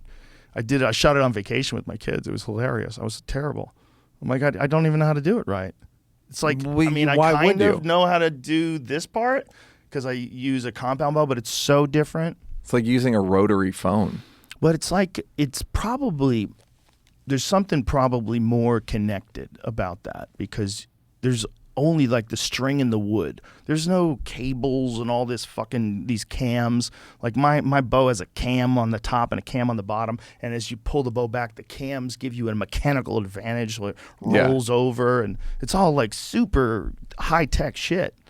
So when you release an arrow from one of those, it's like you're kind of like almost like less connected to it than if you're, pulling back some recurve bow and letting it go with your fingers. You're probably even more connected to it. How often are you doing bows? I practice almost every day. And But it's also like a part of my daily routine. It relaxes me. Yeah. Because when you're thinking about a target, like I just have a target set up in the yard, right? I'm not thinking about anything but hitting that target. That's all I'm thinking of. yeah. So I'm just drawing back, looking at the target, and then releasing the arrow. And there's a little dance that's going on between like your cognitive function, your muscles, handling the anxiety of a shot. Like every shot gives you like a little bit of anxiety. Like, is this gonna go where I want it to go? I hope it does. Well, it's weird because there are no stakes other than other personal than, achievement. Well, have I been wasting my time? No. Is this a exercise in futility? Am I a fault? Can I not learn? Can I not grow? I never think like that. But what's the anxiety? It's does it hit where I want it to hit? Right, but did I put it all together right? It's not life and But death. no, but it's not like there's a thing. If you really want to get good at something, you have to be as interested in getting good at it as you are at anything. Totally agree. And it's all the same. So, but it's all something of a metaphor for you. I don't know if it is. I think it's an exercise for keeping the mind active in a way that makes it non-competitive in regular everyday life. And it makes it more compatible to socialization and to community and to just hanging out. I think you need to do difficult things, or you try to do difficult things with people. I think a lot of people start conflict because they don't have enough struggle, like physical struggle. I think you need something that's hard to do, whether it's a mental thing like playing chess or whether it's a physical thing like yoga. I think you need difficult things. And I think when you don't have difficult things, I think you make difficult things. And I think you make difficult things out of your life. I think there's a lot of people that I know that would be way better off if they had some conflict resolution voluntarily, like just got out and exercised. Do you think did something like archery? Bow archery is conflict resolution, or think it's so complicated? It's like samurai, or like, you know what I mean? Like it's a discipline that you're humbled by. Golf is kind of like that. Sure. Like where it's golf, you're playing against a course. You're playing, and it's people. I used to golf, and I would get pissed, and I'm like, why am I pissed? And it's because to me, it's like, because I'm not growing, I'm stagnant, I'm a failure, I've been dedicating my time to this thing, it's a waste of it. Like, I try not to think like that, but I know what you're saying. But I think I feel like you're saying the same thing, which is that we are it's definitely saying the same fortifying, and it's you want to improve, you want to be on a path of some kind. Yeah, it's fun. It's fun to get good at stuff too. It's like, just accept what you are. Like, you're a human being. And one of the things that human beings like is we like it when other people like us, and we like to do stuff and get good at it. And especially if it's something you really, truly enjoy. Like, if you're a golf fan, if you like watching golf on TV, of course you're going to want to. And a thing you respect also. Yeah. There's something to it, right? Like, it feels good. It's exciting. You want that. Yeah. That's a normal human thing. And so, like, I think people that don't have hobbies, you don't have things that you enjoy, and especially things that you're trying to improve at, I think you're doing yourself a disservice. And for me, one of the things I like to do is archery, because it's kind of difficult. Like when you're at full draw and you're trying to hit a target, and you're just constant, you're trying to use perfect form and relax, and just a little move this way or this way, and you're going to be off by 6 inches. That's like you ever read off teleprompter? I'm sure you have. Oh my God, I'm terrible at it. But the thing that I've learned reading off teleprompter is, if I think about what just happened or what's going to happen, I'll flub it. So I literally just go like one word at a time. One word at a time. It's a perfect metaphor for life, because like if you think about like, oh, I hit that syllable wrong. And then you'll flub the thing you're saying and like, oh, that fucking joke's coming up. And then you'll flub it again. Yeah. Thereby ruining the thing because you're thinking about again, the brain, I think, is the default is to think about the past and the future. And you have to go like, no, now. Right. Think about now, brain. And it's like, okay, but I'm worried and I'm regretful. But it's also, you're talking about something that's going to be seen, right? If you're reading off a teleprompter, Yeah. it means it's being filmed. Mm-hmm. Right? So there's that anxiety on top of it, right? Yes, but it'll be good if I don't fuck a word up. It'll just be better. Yeah. Automatically. And there is the performance anxiety. There's usually a crowd there or whatever, but like you just have to just like one word at a time. Yeah. Is there art? There's an art to that. I mean, imagine though if that's what you did all day. Like imagine being a news broadcaster where you're standing in front of the monitor talking to you live from downtown Los Angeles where the mayor is interviewing. Yeah. Yep. Well, the people in the field don't have prompter, but there's all those jokes in Anchorman where they just put whatever in the prompter. Right. But the people in the studio, they all read off a teleprompter, right? Yeah, and it's like, what is your job? You're not writing this shit. Do you think they wanted to be actors and then it's like this became I think a lot of times available? they wanted to be actors, but like their mom got sick. So they had to stay in town. There's always like, you know what I mean? Like they want to perform. There's something, right? They're not public servants. Right. And that, by the way, the news media of the last 15 years has proven that. Yeah. It's like once Brian Williams hosted Saturday Night Live, I was like, it's over. It's over. Even like he lied. I'm like, he was already lying. I shouldn't know these people. Just tell me the fucking news. There's a book called Amusing Ourselves to Death, it's by Neal Postman, and it's like one of the best books about media I've ever read. It came out in 1989. Everything he said was true. And he said that the McNeil-Lehrer PBS NewsHour, one of the McNeil-Lehrer said, once we put music under the news, we were cooked. Because it's like, you can't... Music is an emotional cue, and it makes it a story, and it's good guys and bad guys and heroes and Joseph Campbell shit. And once it used to just be ticker tape. That's really interesting. I never thought about that, but they do use music on the news. Yeah. Why are you doing that? Why do you have music? Yeah, why are you putting Let me hear some music. Let me hear what's CNN's music? I want to hear Fox News' music and CNN's music. Maybe we could tell a lot It's about the election. It's just the election decision 2022. They're military marches. Oh my god. Or they're like, this is fucking true. It's like why they put pillars in front of banks. Right. Because like, would we have if we weren't responsible? Which one's that? That's CNN. Is that really CNN's music? We're heroes. And this is so fucking important. God damn it, we're credible. God damn it. We couldn't get our hands on music like this if we weren't incredibly factual. Because they wouldn't give it to us. That book is Amusing Ourselves to Death. Mwah. Read it if you have. It's like, boy, oh boy. And the guy fucking called so many things. Yeah? So many things. What's his name again? Neal Postman. I'm putting that in my book list. Amusing Ourselves to Death. Yeah, Discourse in the Age of Show Business from 1985. Man. What's Fox News' music? This is fun. Yeah, my God, I didn't know. I really didn't know that it was that bad. Coming to you live and da-da-da-da-da-da-da-da. All right. Hillary ate a baby. I'm buying this book right now.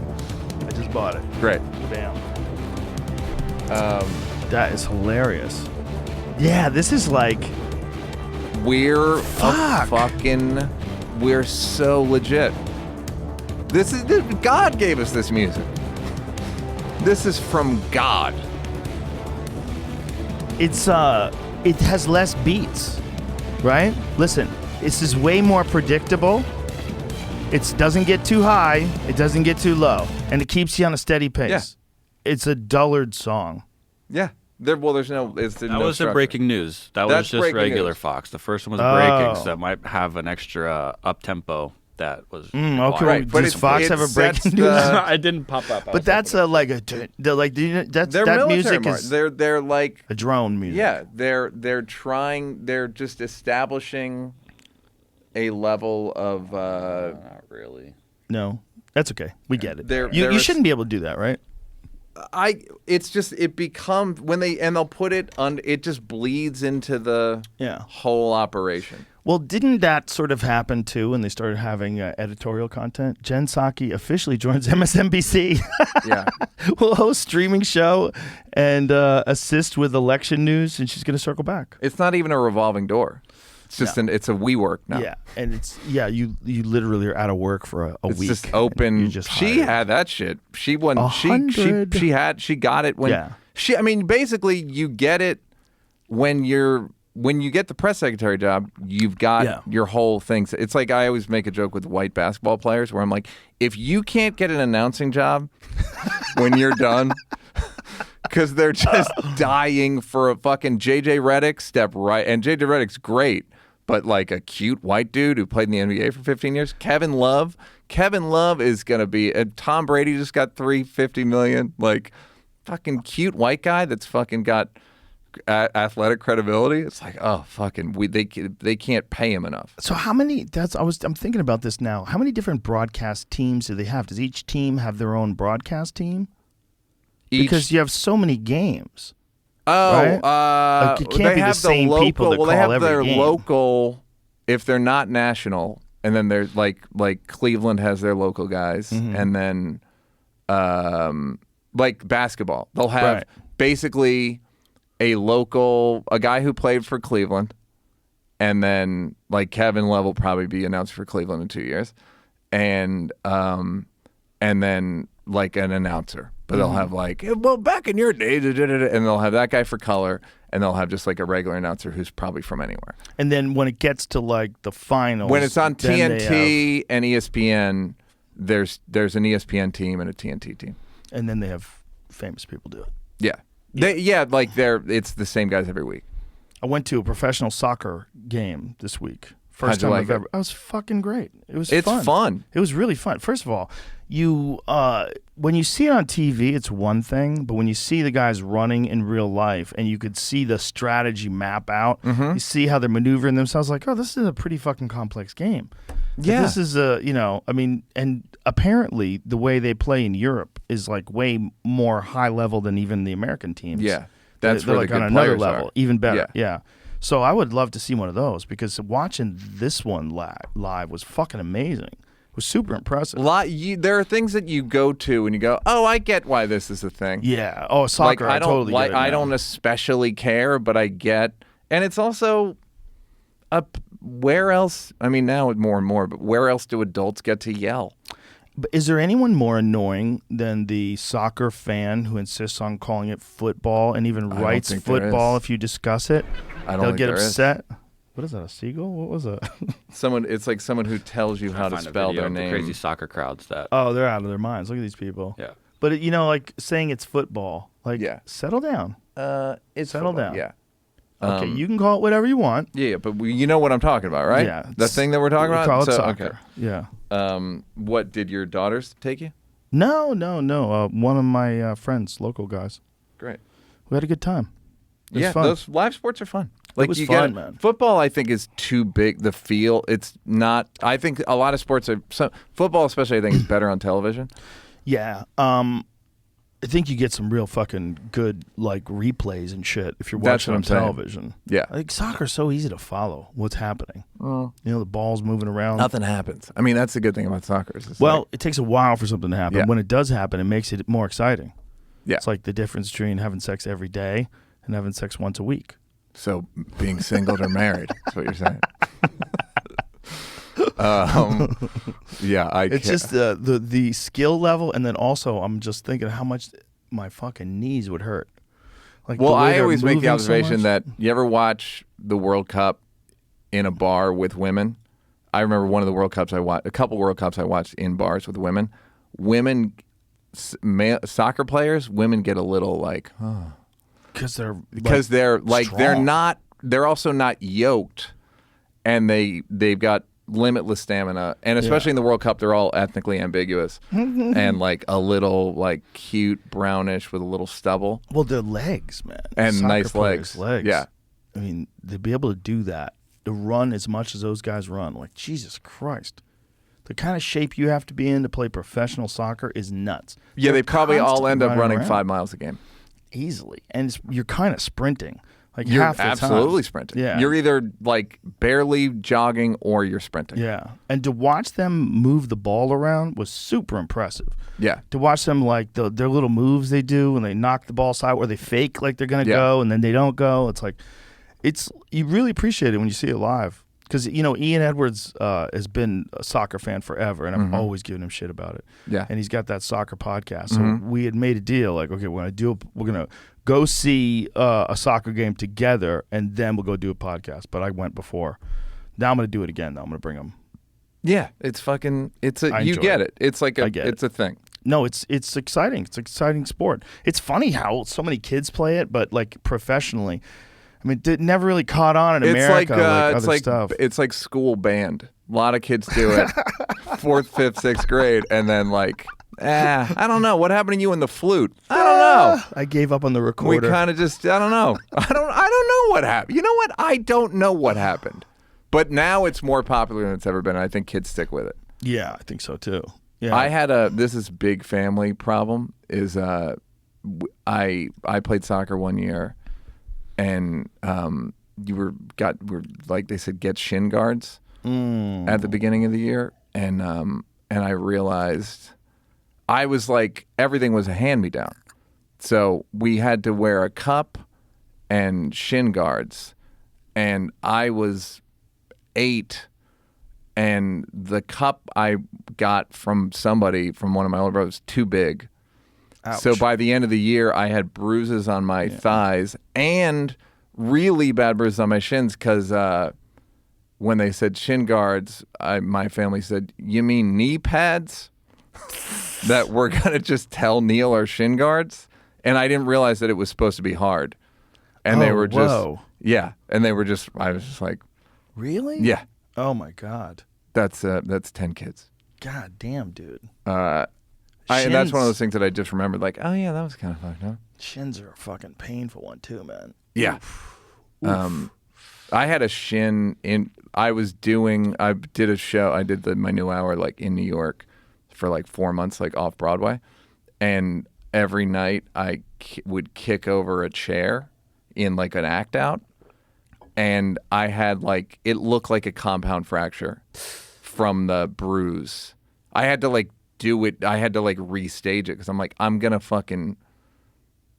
I'll show you the picture. It's Why like, were you hitting it with your shin? Just because you were just hitting it wild? it was kind of funnier. Like that was the funniest way to knock the chair over. Oh. And it ended up like That it just makes sense. looked like a compound. More awkward. Yeah, it was just funny. It would like make a louder noise, whatever. Do you have a photo of it? Yeah, hold on. I need to see this. Yeah, no, it is. It's a pretty arresting photo. Hold on 1 second. There's a recent trend in MMA where guys are hitting guys with calf kicks. Well, that's what I was wondering. DeStefano was telling me that you spent yesterday. You did kicks for an hour and a half, and I was like, "Doesn't that fuck? What does that fuck up? Does it fuck up your shins? Does it fuck up your ankle? No, like there's got to be some wear and tear, doesn't there? Your knees take a beating, especially if you have a hard bag. It seems like softer bags, you could kind of get away with it a little bit more. Gav has a nice Fairtex bag that's not too hard. Got a little give to it. Oh, Jesus, dude. Ouchie, wawa. Yeah, like the left. It's Damn, just swollen as fuck. Yeah, Yeah. and it took like 2 weeks to go down once Damn. Yeah, I've seen a lot of those. Yeah, I'm sure. Yeah. That Like, happens, because I almost was every week kicking now. like metal. If you kick bone or Bone on bone, yeah. You see these guys, they chop at each other's calves like almost immediately now. It's so effective. One hard calf kick sometimes, and a guy's foot goes numb, and he can't use his foot front right. to the front. Yeah. You kind of get it around the edge, but we basically when you're kicking guys, you're kicking them like right. You want to get your shin like right into here, and there's not a lot to protect you there. So when someone can chop away, it goes right into the nerves. Yeah. And sometimes it just short circuits your foot, and your foot just goes numb and dangles. Like Michael Chandler actually lost a fight from that. Like the referee stopped the fight because his foot wasn't working. Yeah, it was in Bellator. It was kind of a fucked up stoppage, because he was fine and he would have gotten fined, but it was a fairly new thing. This calf kicking thing is like a pretty recent craze. It felt like they were trying to chop the front for a while. They're doing that too. Still, they're doing that too. John Jones is the guys master of must that. have gotten just snapped bones from that. Correct. Well, they've got destroyed knees for sure. So in this fight, it was with Brent Primus, and so he hit him a bunch of times with really good low calf kicks, and you see like his leg is like giving out. See it? Oh wow! It's like it's not working right, and then he chops at it again, and then it just gives out. So his knee is just not working, or his leg rather is just not working. And it's a nerve thing. It's not bone or. It's totally muscle. a nerve thing, and he's trying to punch him, but look, you could tell like he's got no balance because his left leg is just not working. And the referee stopped the fight. Do you have a dress code for announcing? I dress nice. I wear a suit. That's cute. I have a David August suit. But do you you have one suit? No, I have they may be a bunch of suits, but I always wear basically the same colors. Great. It's just black shirt, black Well, no, I'm pants. wondering if they hey Joe. I just try to look the least distracting. I just want to Right. blend in. I just want to get the guys on camera. But when I'm sometimes you'll be interviewing wearing a T-shirt. No, am Never. I making that up? No. Is that weigh-ins? Never. You're wearing a T-shirt. Yes, weigh-ins. Yeah, the weigh-ins. Okay. The weigh-ins are pretty casual. The weigh-ins are basically just a ceremonial weigh-in. Everyone's already weighed in that day. It's not like that's the moment where they get on the scale. Oh, that's like for the show. Yeah. Oh, that's interesting. Yeah, so you get to see them like oftentimes like 15, 20 pounds heavier than their actual weight. Because like we don't do the weigh-ins until 4 p.m., but I'm pretty sure they can start weighing in early in the morning. Sometimes as early as like 10 a.m., maybe even earlier. So they're done cutting weight. Yes, exactly. Oh, that's interesting. So they've cut weight and then they started putting water back in. So you're catching them like 4 or 5 hours later. They look great. They're all like rehydrated. Great. And they'll do it slowly and, take in some fruits and depends on what kind of food they eat, but they have to kind of slowly start eating again, the ones who cut a lot of weight. What do you attribute the fights at weigh-ins to? I don't know, man. No, I guess like trying to intimidate each other. Right. And then it's just like, I ain't no bitch. You ain't no bitch. Yeah. There's a lot. It was also they can't wait to fight. Right. They're a lot of anxiety, and they think they might be able to get a psychological edge, But sometimes, like one dude got pushed in a fight. Drakkar Klose, he was gonna fight Jeremy Stevens, and Jeremy Stevens shoved him like really hard at the weigh-in, and he fucking blew a disc out. Like something happened, and the guy that got pushed, he got hurt. He got hurt because he didn't expect it. And he was fucked up for like a year after that. And did he lose see if you the can fight? Find that. No, he never fought. Oh, they canceled the fight. They canceled the fight because of the push. And if you watch how he pushes him away. See his neck snaps? See, because he doesn't expect that to happen. Right. So it's like whiplash. Yeah. Like that wasn't his, like watch it again. Watch his head. See how his head snaps? Yep. You can pop something in your neck like that. Like that's, car accident type shit. This guy's staring into our soul in the middle. This white guy's staring right at us. Sean Shelby. Sean, what are you looking at, Sean? But that push right there cost him the fight. So that's one of those things is like, does he get a settlement? I don't know what happened. I really have no idea other than Drakkar was out for quite a while.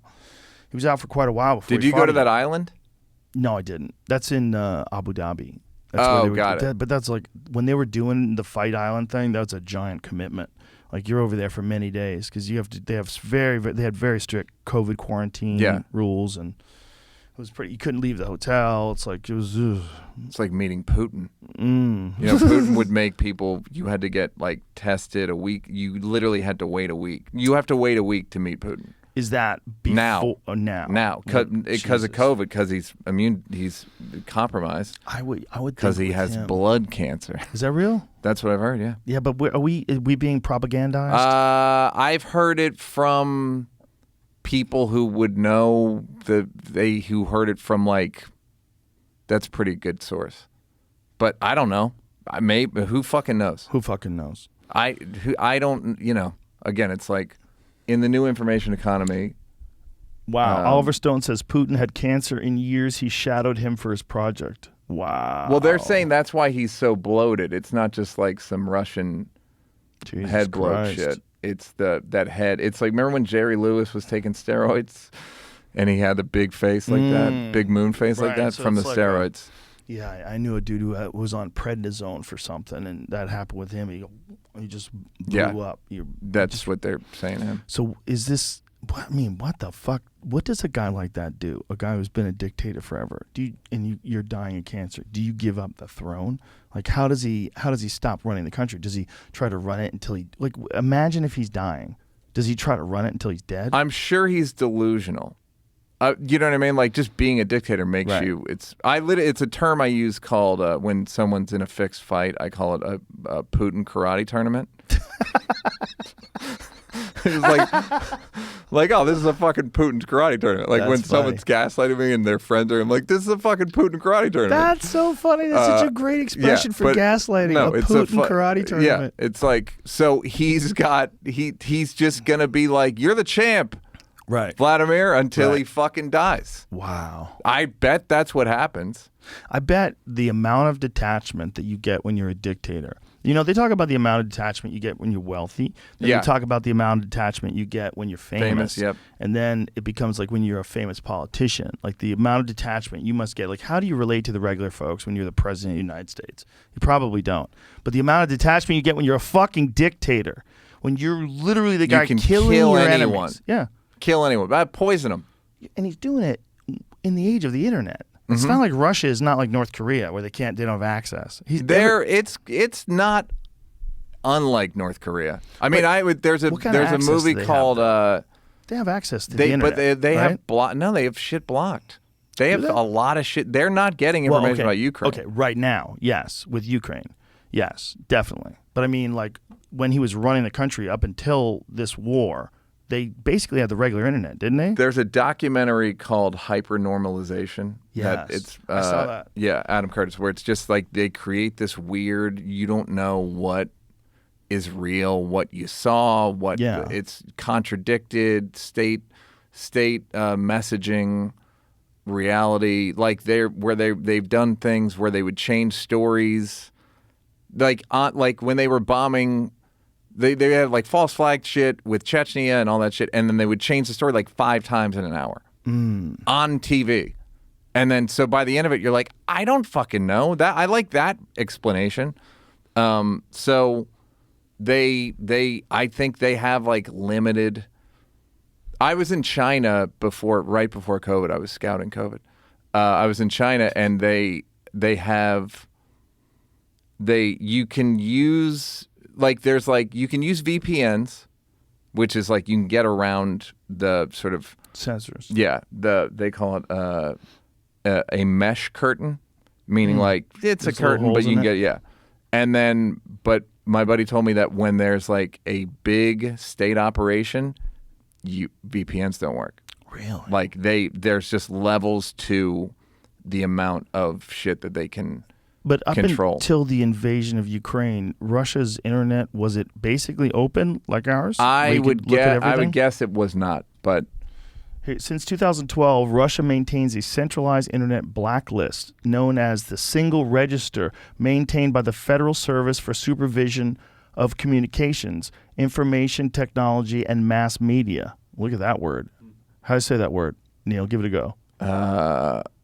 Roskomnadzor. Roskomnadzor.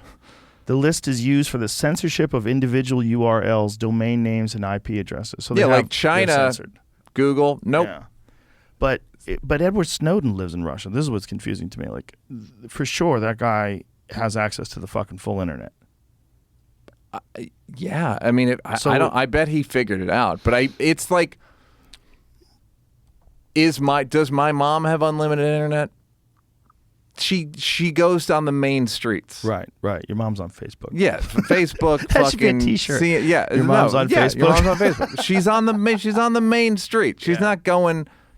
People like you and I will go to, and then people that are 20 are going to places we don't fucking understand. Like, Right. So Yeah. it's just a matter of like open, but like you're kind of just naturally cautious. You read one thing about viruses, and you're like, I shouldn't go on that. So I think most people, I don't think old people know about VPNs. I don't think, you know what I mean? Like, I think that there's, truthfully, I don't know, but I'm guessing it's not as open as America. No, it can't be as open as America. There's no fucking way. But I thought that for a long time they had like a pretty normal access to the internet. I didn't know that since 2012 they've had. VPNs have been outlawed since 2017 there. Wow. Whoops. What happens if you get busted with a VPN? Imagine you're doing time. What'd they get you for?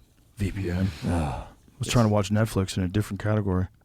Did you watch the Navalny documentary? What's that? Alexander Navalny, the guy, like Putin's main. No. It's on CNN or it's on HBO Plus. What I don't fucking know. It's somewhere. HBO It's just Plus. type in Navalny, and you'll find it. But that guy got he got fucking poisoned twice. Yeah, that's the guy. And then that they got him have on the video door handle, of right? they have audio of the plane, and he's just going like he's just moaning. Jesus. While he's on talking. an air, and it's, by the way, it's not a shot of him, so it's just a shot of an airplane. They have a really nice. They filmed him nice. This fucking guy. It's amazing the amount of power that Putin's been able to hold on to. I mean, You know what's making me laugh is when they said they're gonna put the squeeze on his mistress, and I bet Putin's like, "Oh no, not my mistress." Like, but I promised her I'd always be good. He's like, "Yeah, go ahead and squeeze her. It's fine. There's a reason she's my mistress and not my wife. Like, she's not my top broad. You got to squeeze her. I mean, he must have like a harem. Yeah. If you're the president of Russia for that long, I mean, he gets whatever he wants. Well, that's like you know the the story about the football ring? You know the NFL story? The Robert Kraft story? Yeah. I don't exactly remember it. Sturgill Simpson was the first person to tell me it. It's like, what? That's real? Robert lets him hold the ring, and Putin Lets Putin hold it? Just takes it, puts it on, and walks away.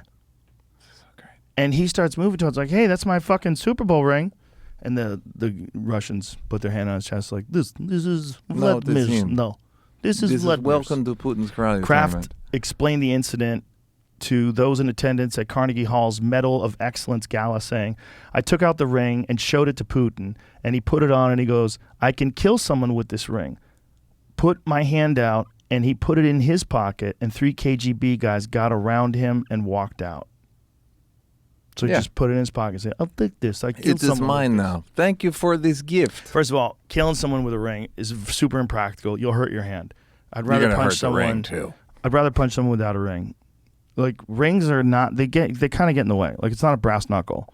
You want to use the knuckle, right? That's Yeah. what you want to strike? Brass knuckles are awesome. If you have a pair of brass knuckles, boy, that's real. Those Is work. this the hardest part of the hand? That's the part you can hit things the hardest, for sure, because it's protected. You know, the top of your hand, like where you punch with knuckles, is a terrible way to hit Yeah, somebody. everyone breaks their hand. Yeah, super That way. common. So you Well, it's better kind have of funny, though, that is what's protected, because it is protected by gloves, but so is your skin. Your skin's also protected by that, too. Like, when they do bare-knuckle boxing, people get really cut up.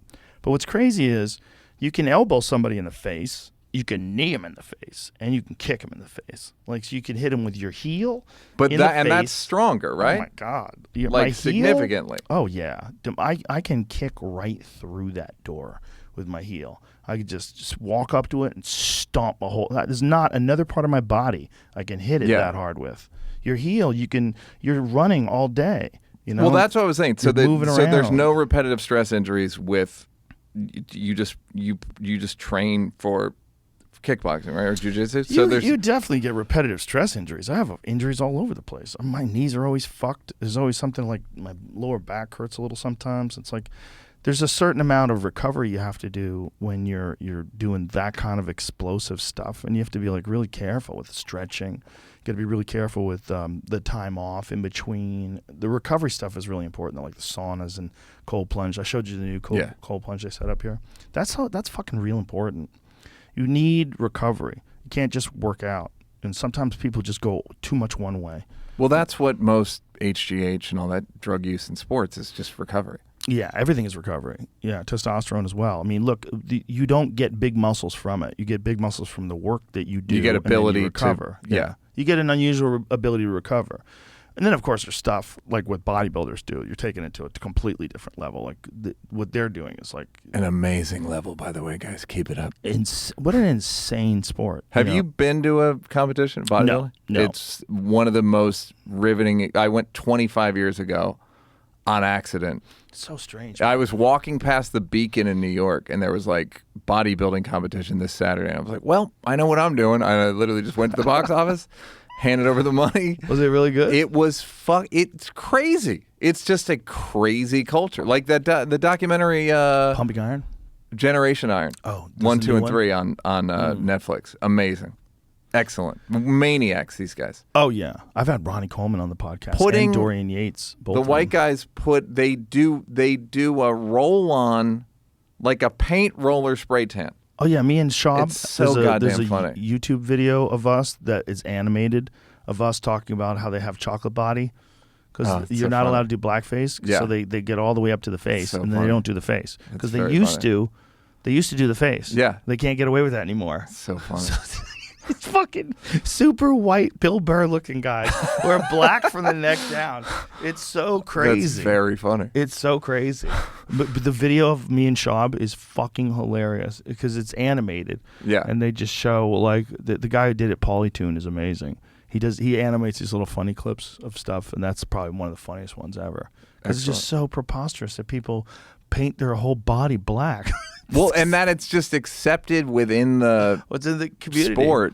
Well, it does make your body look better. You know, like the dark colors, like they highlight all of the muscles. It like really accentuates. It's all the more muscles. shadow, right? Yeah, well, you're looking at a really white guy, like a William Montgomery white guy. Like that's like you're looking. It's like blinding. You don't. Where's his muscles? Can't tell. It's almost like you need to put some dark on him to like get the Chocolate him up. Chocolate him up. Chocolate him up to get the sense of what it really what it looks good. You know what muscles are in good condition. But it's such a crazy fucking sport because those guys are on death's door. They're ready to die of dehydration when they're up there. They're starving to death. Yeah. When you're that shredded, fucking that is so not normal. No. It's so not healthy. Like you can't be healthy. no, they just like they're ready to black out. And if you're going to date one of these guys, be prepared to make chicken breasts. A lot of chicken breasts and broccoli. Yeah, you have to eat like very lean stuff because you're literally trying to get down to. I mean, what is the lowest they get to when they're walking around? Let's guess. What percentage body fat Like do you think? they're what's Mr. what is it? Olympia. Let's come up with a 4%? I think it's lower. I think they get lower. I think they get to like 3. Lower? Way lower? Really? There's only 2 levels When below I that. think it's a claim he made on here. Who is it? Ronnie Coleman said he was 0.3% body fat. Oh, but that might not be real. Somebody might have Do they count told like him that. intestines? Like is That's that a good question? You know what I mean? Yeah. Like No, well, when you're that lean, I don't think you have fat anywhere. Like when you get that lean, it's not like you would keep like gut fat while you're that shredded in your legs and your ass and your back. Like when they get that Christmas tree thing in their lower back and you're flexing, like I didn't even know those were muscles. Like look at that thing. yeah. It's preposterous. At the competitions, people are yelling out like "Pop it, Ronnie," and they take it and they have to like place their calves. It's amazing. Well, Ronnie, unfortunately, was a guy who suffered from a lot of back injuries and worked through them because he's so tough that he'd blow his back out and keep like in the mid-set and keep doing the squats and just destroyed his back. Yeah. And he's had every single disc in his back fused now. It's odd they don't even make that much money Claims doing this it. guy had less than 1% body fat before he died. Oh, Jesus Christ. sorry to laugh. Andreas Munzer. Oh my God. Look at that. He looks like a guy. He looks like an open micer. Go back to that first picture again. That one. That's insane, man. That's insane. That's That one of is those things so where you're strong. like, Look at that white face, though. Look how white his face is. he doesn't even get laid that much more. Do you know what I mean? He's got a little bit He of also chocolate it's also face got there. that weird thing where like you don't. Some guys shouldn't be jacked like that. Like it's not for your body. Look at that. You don't think that looks good on his body? Not with that head. Like it looks like He looks like human Photoshop. Where it's That's like hilarious. you're not supposed to be. You're not. Evolution wise, you're not supposed to look like that. Really? I don't. That's what you see? He looks like an IT guy or something. Do you know what I mean? Like it's just not for you. You're like he's without antibiotics, he doesn't make it. Antibiotics? Meaning his uncles and grandfathers should be dead. Look at that.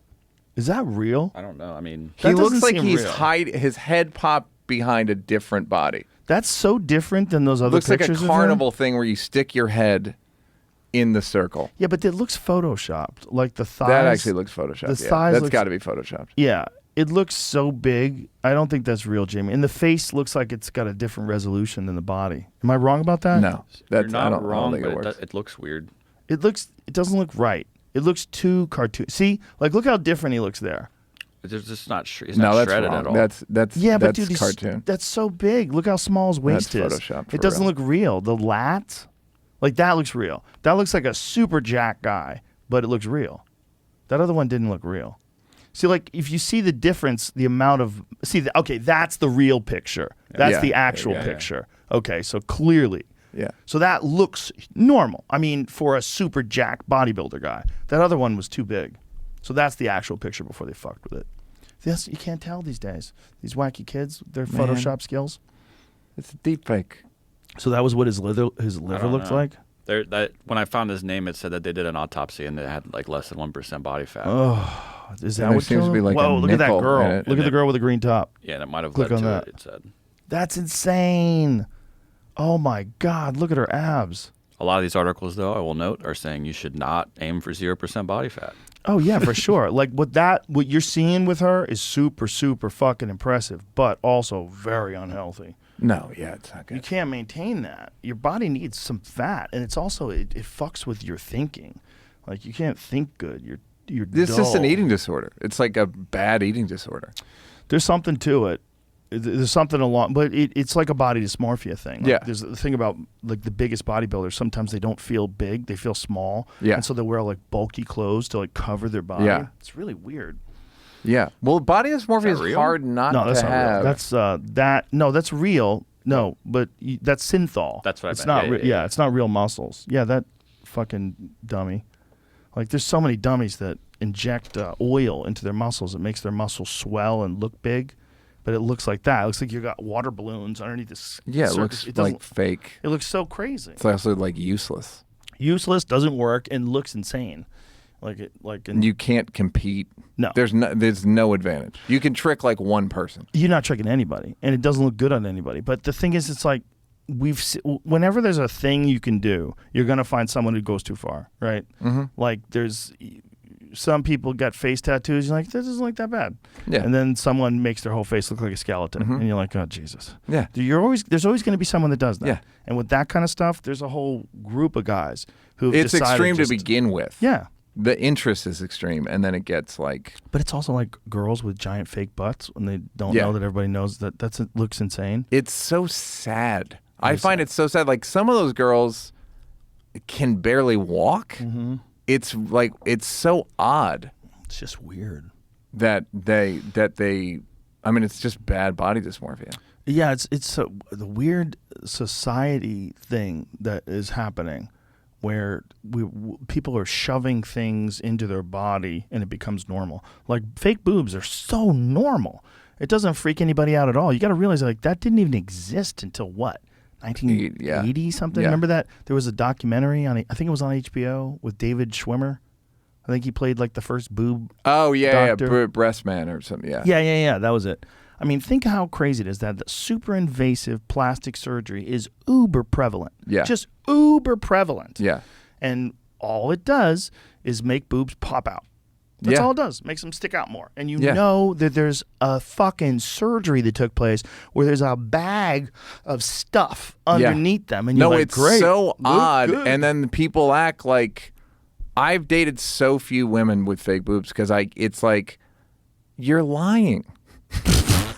You're just lying. Like it's people that catfish you, and then it's like, and then you show up. It's like, so am I supposed to not say anything? You know, you don't look like the way you presented yourself. But the reality is that they look better. That's what's so wild about it. Joe, that's the problem I have. No one cares. Is that they do technically look better, and but guys don't care. no. It doesn't bother them at all. No, didn't you used to do that joke? Like if I can touch them, they're real or something. It's like there's no equivalent on the male side. There's nothing like that. Debt. Debt. Yeah, like you can That's pretend. it. Yeah, debt. You can pretend you're rich and Yeah. you're really like deeply in Yeah. debt and barely hanging on to all the stuff. Yeah, Yeah. that's all we get. Yeah, and then those are the guys that hit the girls up for the loans. But I think I've heard guys get pec implants and yeah, there's one crazy guy that we detailed on the show that is he's like a male Ken doll, and he's had more than 100 surgeries. out of his mind. Everything, like all his muscles are fake. Like he gets fake thigh muscles, and Yeah. they look great. The thigh muscles look great in his jeans. They really do. Can't touch him though. No, they probably hurt like hell. It's got plastic in there. I mean, There was an article I haven't read it yet, but about like how the recovery from Brazilian butt lifts. It's like you can't sit down you have to lay. I'm assuming you have to lay on your stomach for a couple weeks. Oh Jesus Christ! How do you shit? Standing up in the shower? It's a great question. Solid question. And I don't Wear a want Jamie to diaper? look it up. As you're saying it, I'm looking Oh, at the this video of this guy. guy, and he's Oh my got God. butt implants. It's the Oh guy. my It's like God. it says Whoa. his rifle. There's not a chance in hell that this man is straight. There's not a chance in hell. Oh, that's his rival. Yeah. So They meet. that guy there is the one on the right. That's the guy that's had 100 surgeries, and this is the one who's like him. Who's at 90? He's at 90.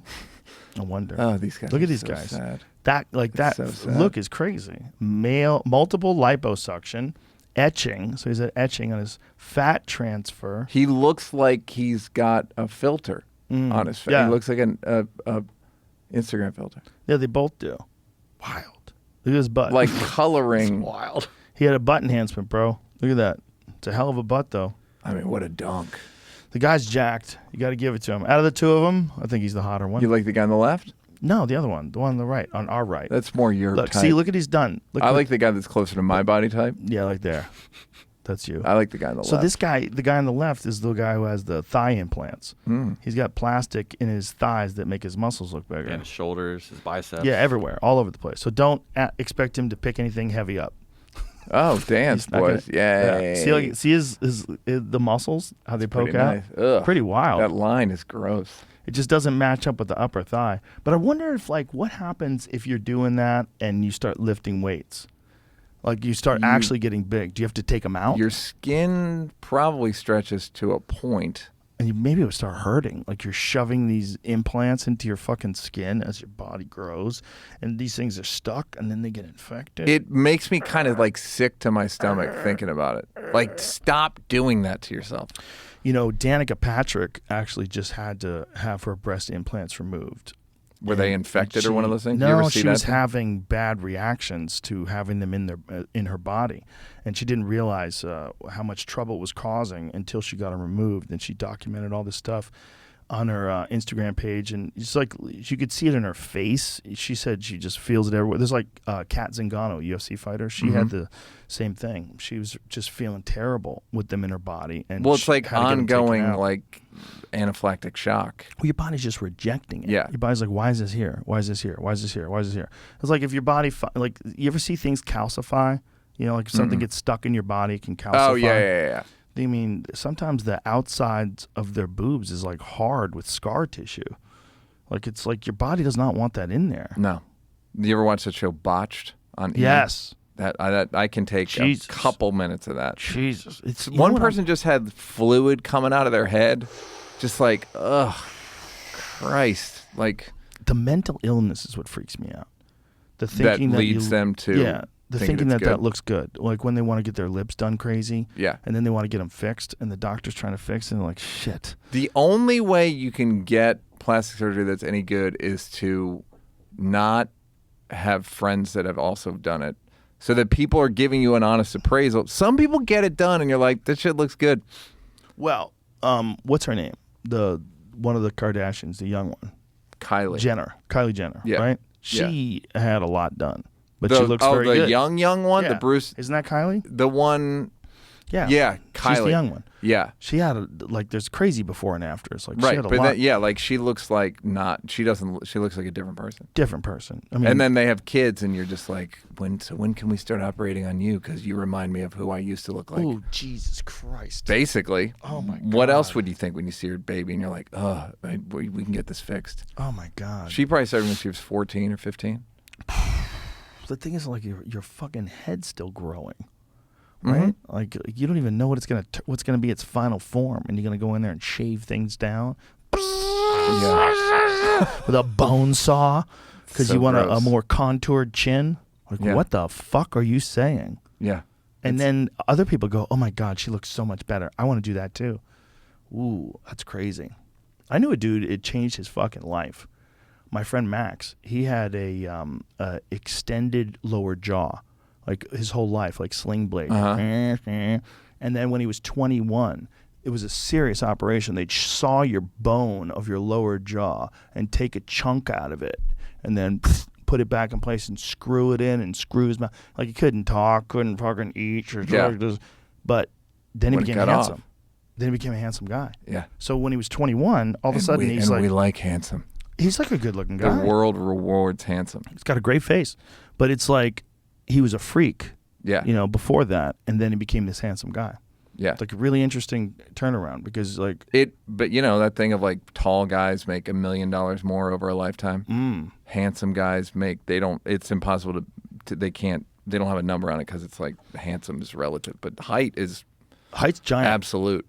There's a lot of factors in what makes people attracted to people, what makes men attracted to women, what makes women attracted to men.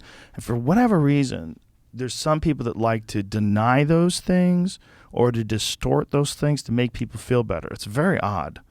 It's very just so odd. unnecessary. It's like just acknowledge what it's like. I'm just waiting for fat bodybuilding because that's one of the things that Helen Pluckrose and James Lindsay and Peter Boghossian, when they had those fake grievance studies, one of the things they wrote about, they had fake papers that got critically acclaimed, and they got reviewed and even won awards for fake papers. But one of them was about fat bodybuilding. They were talking about bodybuilding being more inclusive to fat people and fat like they wrote this nonsense fake paper that got reviewed. Yeah. And it was about fat, but I'm not thinking that's too far off, man. Have you seen this whole Sports Illustrated swimsuit issue thing where it's like people are talking about these people's bodies and this is terrible and it's like, well, it's a different thing. This is what it is. It's a different thing. Because what it used to be, the swimsuit issue used to be, look at these insane bodies of these incredible athletes and these gorgeous models that are like, the rarest of rare human beings. It's unusual to look at. Look at them, crazy. And you would see like Kate Upton and, Ronda Rousey was on the cover of one of them. You would see, no, that was a different one. She was on the cover of the Naked She was on the issue. body issue, yeah. But you're seeing these amazing bodies. And then in this, they're saying, well, these women have value too.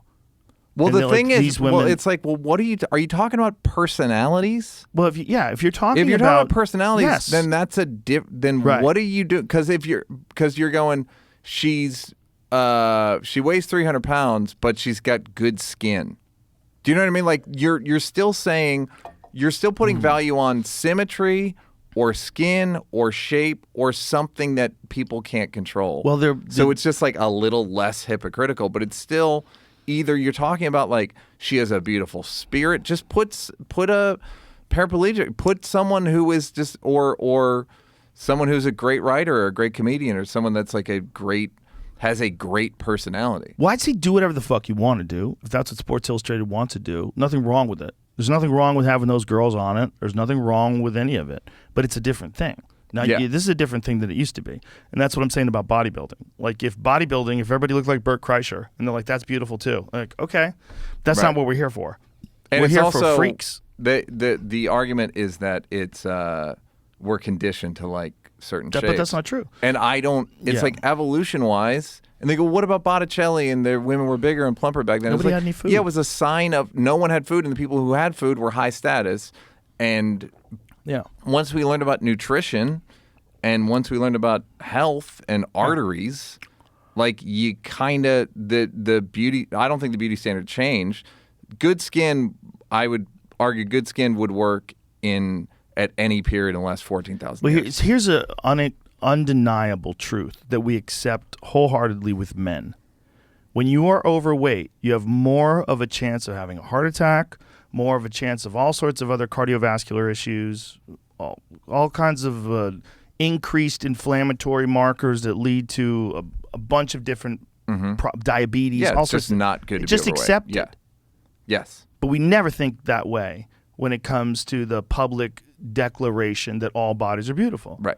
All bodies are beautiful means I ignore all the health consequences of the choices you've made to make you feel better. Right. So it's either you are the rarest of rare that had literally no say in what you ate, and someone fed you and turned you into that thing, and you really wish you didn't have to I think eat all some that people food. have like hormonal or Oh, yeah. glandular actual you don't have to think actual it. problems. They do. Yeah. There's no doubt about it. And do. they can eat 1,500 calories and they'll still be. No? That's generally not true. Okay. Yeah, they have slower metabolisms, but calories in, calories out is pretty strict science. Okay. You know, it's like people do have faster metabolism. They burn off more.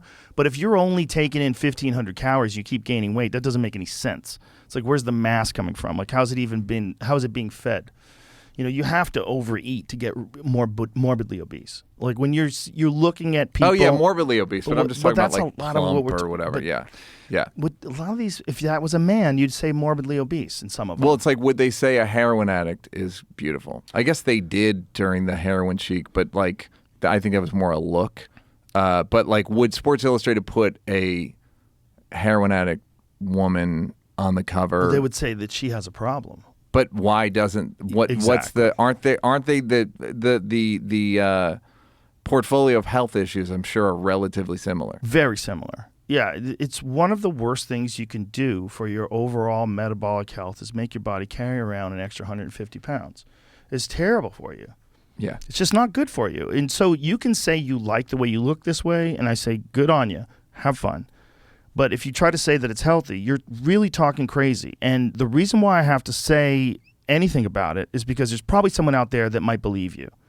There's probably someone out there that's listening to that and saying, oh, it is healthy to be 150 pounds overweight, and they don't give a fuck about the fact that they're overweight. And maybe, if they didn't hear you say that, they would take into consideration the fact that these people that aren't this heavy seem to be happier. They seem to have more energy. They seem to be able to get more done. They're not in pain all the time. Maybe I could get there. And then you find out about people who did get there online, and they give their success stories and talk about how they used to deny it. They used to be in denial. They used to lie to themselves and say that I feel great and I don't need it. I don't give a fuck what I look like. But then slowly but surely they came to the realization that it's a terrible life choice. And then they did the right thing. They ate well. They dieted, they exercised, and they slowly but surely got to a healthy weight, and they feel infinitely better. That's the message I want to hear. I don't want to hear, it's healthy to be 150 pounds overweight. It's just not. If you choose to be 150 pounds overweight, good luck to you. I hope you don't encounter any health consequences. I hope you live a long, healthy life. But the reality of what we know about the human body is if you continue to be grossly overweight for long periods of time, there's a high likelihood that something's going to go wrong. Yeah. That's just a fact. Yes. This doesn't mean we don't love you. Well, So it's also you don't help it doesn't people by mean you're a denying piece this. of shit. Right. Doesn't mean it's like you're making bad decisions somewhere, And maybe they're having repercussions. Yeah. They're having repercussions for you individually, and they're also having repercussions in the healthcare system overall. For sure. Because if 40, what's the stat? 40 or 50% of people are obese now. I think we did it recently. What was it, Jamie? It was in the 40s, right? Somewhere in the 40s, I think. Yeah, it's like holding someone to a standard. I think the rest of the people are lying. I think it's higher than 40. I really do. Well, I'm sure. If you go to the airport, it seems like if you more go to than 40. Disneyland, Yeah. go to Disneyland. Yeah. You're going to be like, oh, we got a real Yeah. problem. Go to Knott's Berry Farm. Do you know what's interesting about Disneyland? Go. You don't have to be fat or injured to take one of them scooters. You sure don't. You could just Vegas, get a scooter. same thing. Yeah, but that's weird. That's a loophole. Like if everybody knew that all you have to do is just bring a fucking motor scooter and you can get around Disneyland, like everybody knew, and it's just an availability issue. And what if they ramped up the number of scooters? What if Disneyland becomes fucking Scooterville and no one's walking around? You don't even get any exercise. Do you think people are abusing it? I think so. I saw a girl I thought was abusing it. I saw her. I was like, Well, bitch, it's the comfort you should be walking. comfort cart. I know, but maybe she's injured. Maybe I'm wrong. Right. Maybe I'm wrong.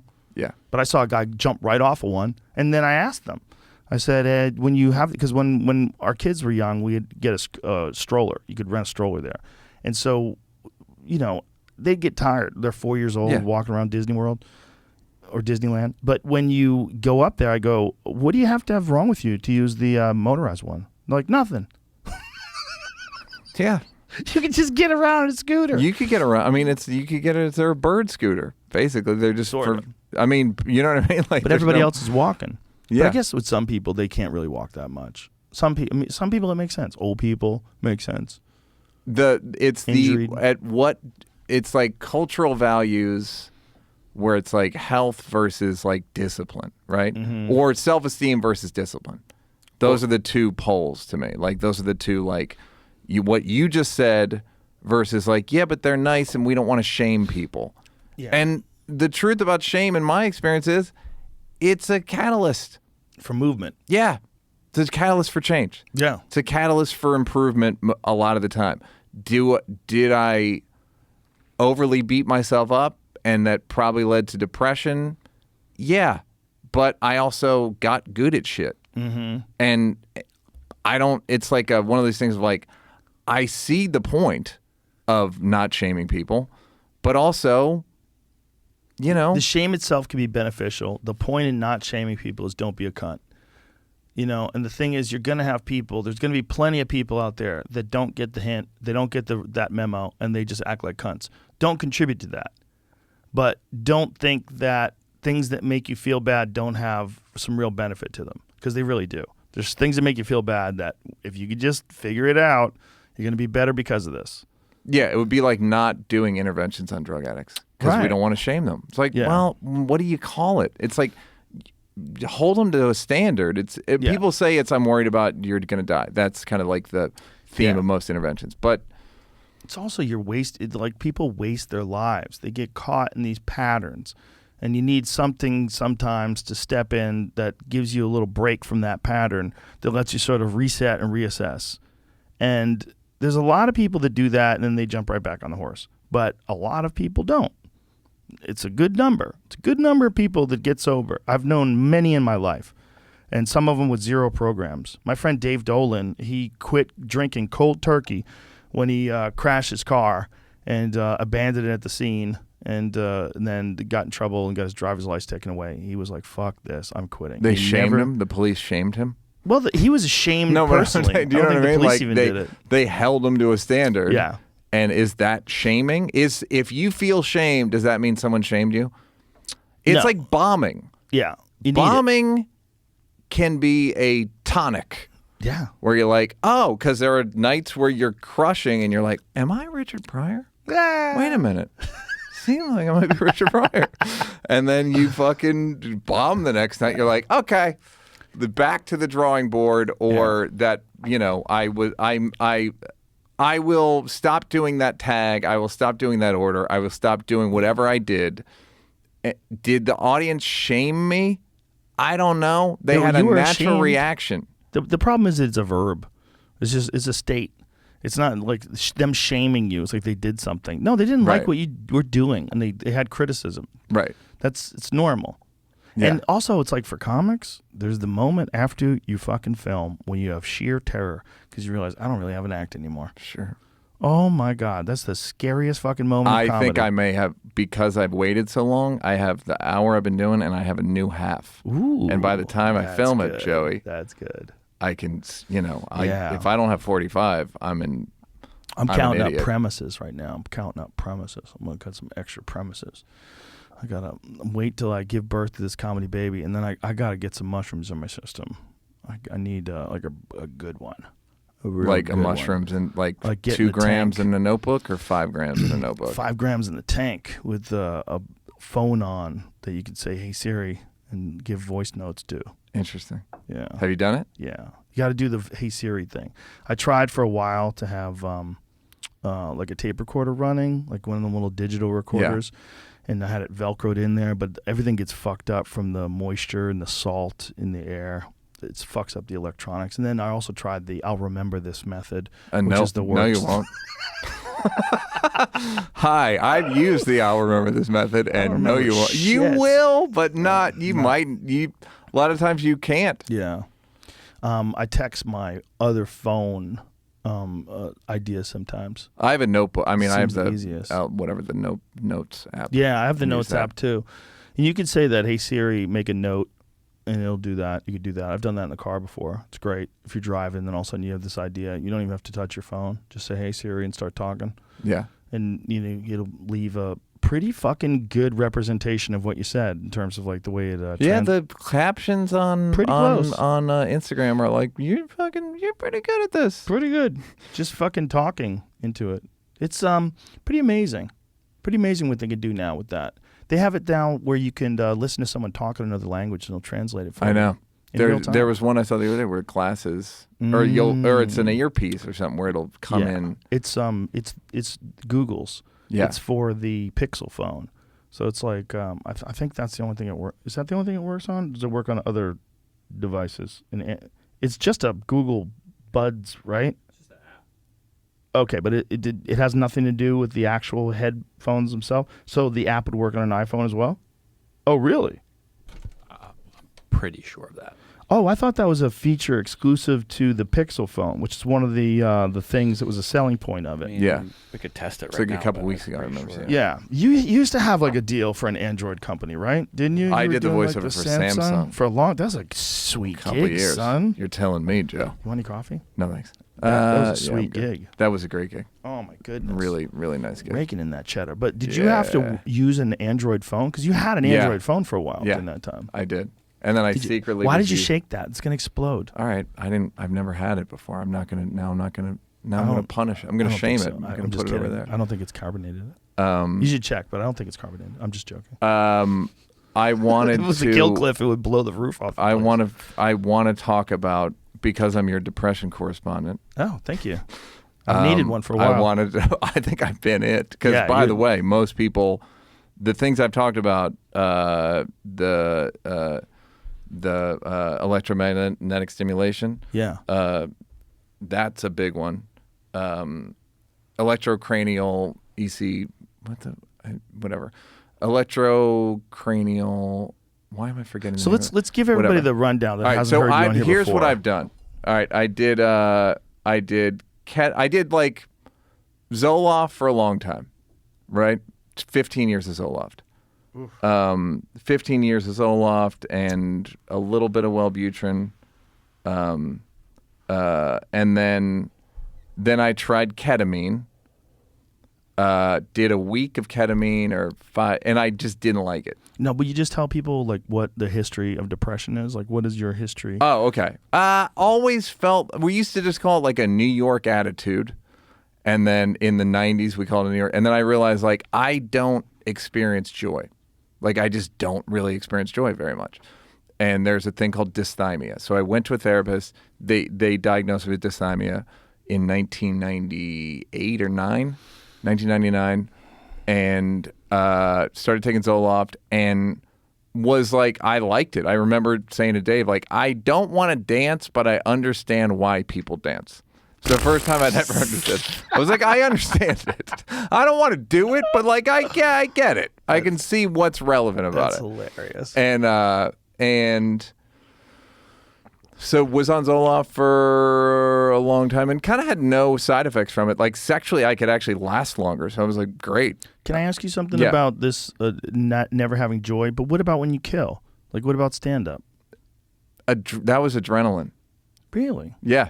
Just Because I adrenaline. see, like, when Rock gets off stage, his pupils are like, he looks like a zombie. Like his pupils are so dilated from all the oxytocin, like more than anyone I've seen get off stage. Like we all have like a glow when you kill, and you go like, well, they were nice. Like, but he gets like really fucking dilated. So I would just get like, oh, good. So you would just get like a relief? Yeah, I would just get like probably ego. But not elation. But no, ooh, that was fun. Yeah, not elation. Is there a thing you do that gives you like a video game or any kind of activity that gives you, ooh, that was fun? I would go historically. Grand Theft Auto. I'm dead serious. Really? Grand Theft Auto, especially the one in Miami, where you said Vice City, I think. That would really hit me. How long before they do that for the Oculus and give you like a fake car to sit in? Please. You know how wild that would be? I mean, my friend Peter has he's like a serious car driver. He has an actual race car. Yeah. And he has a F1 simulator in his house. So he has like a steering wheel and the Do you watch the show on Netflix, by the way? No, everybody keeps telling me I have to. I'm just, I heard it's let me be amazing. the third one. If you want to start with an episode, it's called Man on Fire, episode 3. I start with episode 1, bro. Okay, I'm not great. cheating. I mean, they're not gonna get skimped. I'm just saying, like, one of the best camera coverage and narrative and a near perfect television show. I can't wait because everybody says it's awesome. Yeah. And they have a Formula 1 track here, and so last year we went to Circuit of the Americas to watch Formula 1 Oh, right. They races. do a race now here, right? Dude, it's wild watching those things. Yeah. They're very fast. They're so fast. Yeah. And the amount of traction that they have, the way they can cut corners, it's insane. And so Peter has this thing in his house. And, it's like, it's got a shifter and everything. And he said, this is like a rudimentary version of, there's one that's like worth $1.5 million. And you sit in a fucking car. You sit in a car and there's a LCD screen that wraps entirely around it. And the thing moves like the way the car does. Yeah. So as you're going, it banks. Like the car actually I feel has like some every team give has to one it. at this point. They must. Yeah. Because otherwise you're either doing that and you're getting like really close skill development, or you're risking your fucking life like whipping around the track every day. Yeah. Which I it's think also you probably not have to easy, do too. and it's not good for the car. Like the cars can't really run that long. I wonder if if they do train on it or if it's just a supplementary thing. Because I would imagine there's no substitute for actually making the decision to hit the corner at the right time. Yeah. There's no substitute for getting the timing of the I know they all lines. do the simulators because they show it. They all do whether it's the $1.5 million or the $100,000 one. Like, I wonder how much they supplement with that. It doesn't make sense though that if you did both the racing, like do certain amount of actual track racing, certain amount of track running, and practicing, and then a certain amount of simulation, it would definitely up your numbers. Like it's all about getting the numbers in, right? And getting the reactions like anything, right. just reps. Especially if you've never been to a track before. Like if they can give you a simulation and you can download, a simulation of that track and you do all the turns in the right order. That's what they do, yeah. That's amazing. That's a great thing. They have like Just to the learn tracks, and then they have to know. It's like a golf course or something where they have to know the exact. Yeah, but you don't have any time to make fuck ups. Like unlike golf. Yeah. Golf, you have a lot of time. No, it's so fucking dangerous. It's so crazy. dangerous. And what they're doing now with cars, just regular production cars, you're getting regular production cars that have near supercar capabilities. Well, I was doing a joke about it when you were saying about what gives me joy. When I drove a Tesla and hit the gas, I laughed out loud. I literally laughed, and I was like, I have to get one because nothing makes me laugh out loud. I laughed out loud. Like, God damn it, this is funny. And I don't even care about speed or cars like shit like that. The thing about it is, though, it's actually safe. Because if you wanted to merge into traffic, if something went wrong and you had to get away from something really quick, you could get away from I've stuff used it, quick. Yeah. Well, that's what helps me drive like an asshole because I can cut people off and then be like, I won't pay that. I'll be out of your hair in a second. It's silent, too. Yeah. So you're victimless. taking off. Yeah, it's like... Did it even happen, sir? If you do that in a Corvette, you sound like a douchebag. Yeah. You do that in a Tesla, it's like, what happened there? No, it was How a did he pleasure. get over there? The pleasure was all mine. He doesn't have to slam. What do you drive the most? I drive my Tesla a lot, Yeah. but I also have a a Dodge Ram that I drive a lot too because I'm in Texas. You've got to. I had to. Be a sucker not to. But it has 1,000 horsepower. Is that the truck or that's the... It's a truck. It's a TRX. Got it. Hennessy TRX. Great. So I drive two stupid things most of the time. Yeah. All right, so back to depression. So tell me, you've this history of just always having like this It felt like joy. a low grade, like sort of a lead blanket. Huh. And I think it read on me. You know what I mean? Like it's kind of a like Right. a thud or a hum. You always did seem like a little surprised if people were nice to you, if that makes any sense. Yeah. I had low expectations for people's behavior. Well, also. that was I know that's a weird thing to say. No, but that was that's- my honest take of you from like when I first met you. Yeah. Like I was always like, hey man, what's up? And you're like, oh, hey, hi. Like you almost like, Well, I always say that about you. Like you were nice to me before there was any reason to be, other than just being a decent human being. Like you, but like from 1992, whatever, November 92 or whenever I met you the first time till today. well, that's nice to hear. Yeah. I try to be nice. Yeah. So it's like something I work hard on. Yeah. It's really important. And it's hard for you because you're such a piece of shit. I think anybody could be a piece of No, shit. of course they given can. the wrong circumstances. But I've always tried to be nice. No, yeah, and I'm living proof. You were nice to me when I was 18, 19. Yeah, you were a door guy. Yep. At Boston Comedy. Sure. That was that probably was like 91 or 92, man. Yeah. What 92 year? is when I That's when you started. started working. Yeah. So that was when I knew you. Yeah. Because I lived there until 94. Yeah. 94 was when I made the trek out to Hollywood. I remember when I did Fear Factor, and then I did the Chappelle show, and I knew that you were running it with Dave. I'm like, that's incredible. Because I remembered you Yeah. from the Boston Comedy Days. I'm like, Yeah. dude, how did you do this? Is amazing. Yeah. Remember we filmed that thing in that freezing cold fucking warehouse, course. and we had those burners. You had to stand next to literally a fire. You Yeah. had like a propane burner, and you're standing next to this fucking blowtorch. Yeah. To try Of to course. warm Yeah, yourself it was up. fucking free. Like we couldn't figure it out. And Dave never broke character. Never broke character. And my friend Eddie Bravo was with me, and Eddie Bravo had just gotten back from Abu Dhabi, which is the World Jiu-Jitsu Championships, where he tapped out Hoyler Gracie. And so Dave would walk by and go, Horace Gracie! You tapped out Horace Gracie! And Eddie would go, no, it's Hoyler. He goes, Horace Gracie! And he wouldn't break character. He was Yeah. Tyrone Biggums. Yeah. Like the entire day. It was hilarious. He was hilarious. Yeah, he was that was This is before they broke his heart. yeah.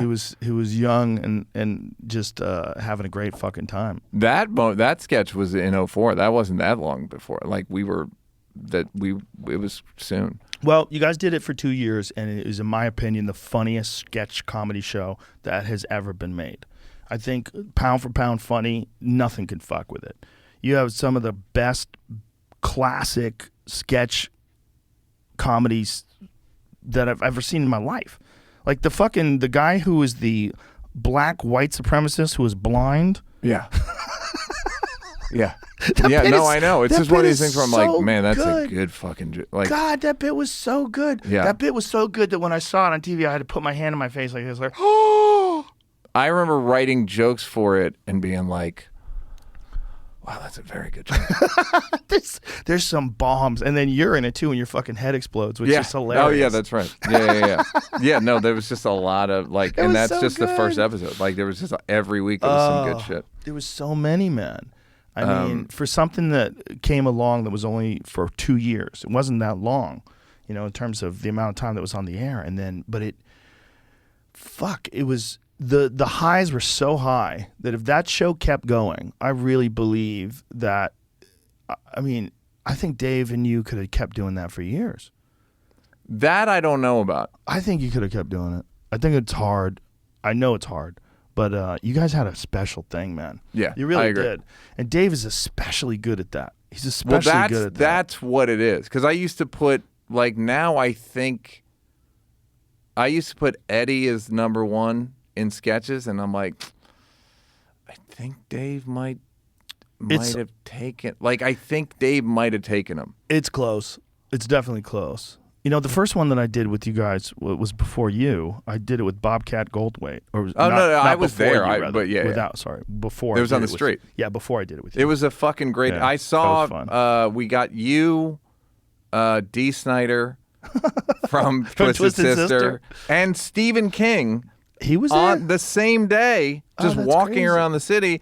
And Stephen King asked the fucking, in retrospect, the coolest question. It was Ask a Black Dude, and Stephen King said, "Do black people want to go to black dentists and black mortuaries?" Whoa. And it's one of these things of like, wow, you have a fucking good brain, dude.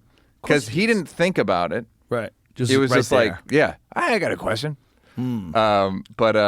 Yeah, it was. Yeah, and then we bumped into you, and I just had the feeling that day, like this could work out. Like this, we're getting good breaks. Yeah. Like good, like randomly. Yeah, like opportunistic, or opportunities that were like fortuitous. Yeah, for me, I was just walking down the street, and I see Dave with a fake mustache on. And he had a box. Oh, God damn. He had like a box that he of was ribbons. holding it. Yeah. I'm like, I go, yeah. what? I go, what are you doing, man? Yeah. He goes, Joe, I'm giving out the best New York boobs. Yeah. And God so damn it, that's so stupid. you have great New York boobs. Like, you can't even do that today. No, absolutely not. There's not a chance. I mean, he pins a New York boobs medal on that lady. Yeah. Yeah. Yeah, like, Her dad, and that's her dad. yeah. There's no way you could do that today. Like, he might get canceled just because we're bringing this up. We better They might hide go. it. Jamie, get it off the screen. They might pull that from YouTube. This could be a real issue now. They'll put it on their list. Isn't it amazing how They'll put much them on their culture's list of changed? grievances. Culture's changed in 20 years. That was 20 years ago. Yeah. Essentially. So that was. But even then, I was just stressed. That again, that felt good. To have an accomplishment like Yeah. that. So once it started going and you realize, holy shit, we got like a really unbelievably good sketch show. Yeah, it's just you start from a place of like not a lot of worth, and then you do shit that's like, oh, that's unassailably worthwhile. Like, Right. you know what I mean? And then did you get a good feeling? I got a good feeling and then a bad feeling when it ended, but I had a good feeling from doing it. I really loved doing it, and it felt like, connected. It felt like in the flow, so to speak. I know.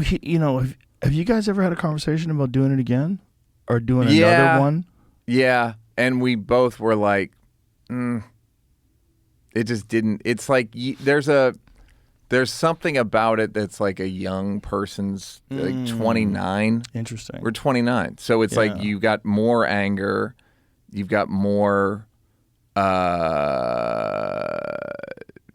energy, you've got more like fight, and then you get not even money. It's just you just get more like, more edgy with the subject matter too. More edgy with the subject matter. You take more chances. Yeah, it's just you just don't know. You're just reckless. Right. You're just that. Dave one time said that we're like thrill killers. Yeah. Where he'd be like, I'm gonna shoot. I'd be like, chop their fucking head off. Yeah. And you're like, I'm gonna chop their fucking. It's like you just get like, you know what we should do. Yeah. So the R. Kelly one. Yeah. He's peeing on a girl. Yeah. Yes. Like fucking reckless. Reckless. Like, should we be doing this? This is very then you know who's doing that now? It's Shane Gillis. Gillian I Keeves. loved his hour, yeah. But have you seen the Gillian Keeves sketches? I've you ever seen a couple of them. Trump speed dating? I don't think I have. Here, play it. Just put that on.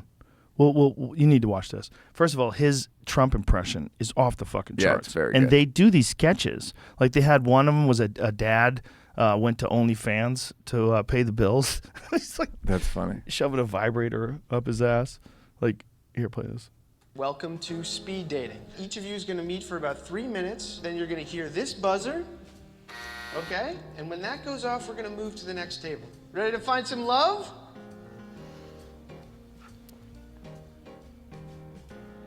Tana, What are you doing here? I was asked to speak at this hotel. It turns out there's some type of pussy banquet going on. Can you hold 1 second? Just give me a second. Fuck you, you fucking piece of shit, ugly, fat, orange, fuck. Social media. They had to take it away. I was too good. In fact, go ahead, put it back up. Put it back up. People say I've got bad makeup. Tana looks like someone painted her face like a clown. That's what we're gonna call her. Tana, it the clown. She looks like him. She looks like she should be in a sewer, bothering children. There's certain moves he does that are so goddamn good. You like are the, utterly disgusting. I'm disgusting. I saw you walk in. I said, "Who's this? Is this a pig?" I didn't know they were letting pigs in. You're a dictator. Old Sage, what a loser. What a loser she was. Somebody needs to tell her that her pussy stinks. When you walked in, I could practically smell you. Your vagina stinks. Smelled You know up what? the whole room. No one here is gonna go on a date with you. There'll be no problem there. I'll get a date. There's gonna be so many dates. People, whoa, this guy has so many dates. You, none. I don't even need a date. That, I'll get a date if when I he want that a like date. no, His You go on impression Tinder, is so there it good. There's Tinder. You go beep boop pop, and there's pussy. This is pretty exciting. I've never been on a date with a white guy before. Hit the buzzer. I mean, I'm just wondering what it would be like with something a little smaller. Let me stop you there, Elaine. I don't know who sat in this chair before me, but it stinks. I told her. Any interest? You're gay. Hey, blame the dairy industry. I would never suck a guy's dick. But if I did, it'd be one of the best sucks he's ever had. A few years ago, women would have the flat butts. Not you. You've got a very nice one. Thank you. You know, I polled very well with the blacks. How am I polling with you? I saw you come in. I said, that's the one. The belle of the ball. You're the prettiest one. I'm gonna be completely honest with you here. I'm not that interested in You're the ugliest. Do me a favor. Could you take your gigantic perfect tits and leave? I don't recall saying I would get a date here, but if I did say that, maybe I will. Oh my God. Hello.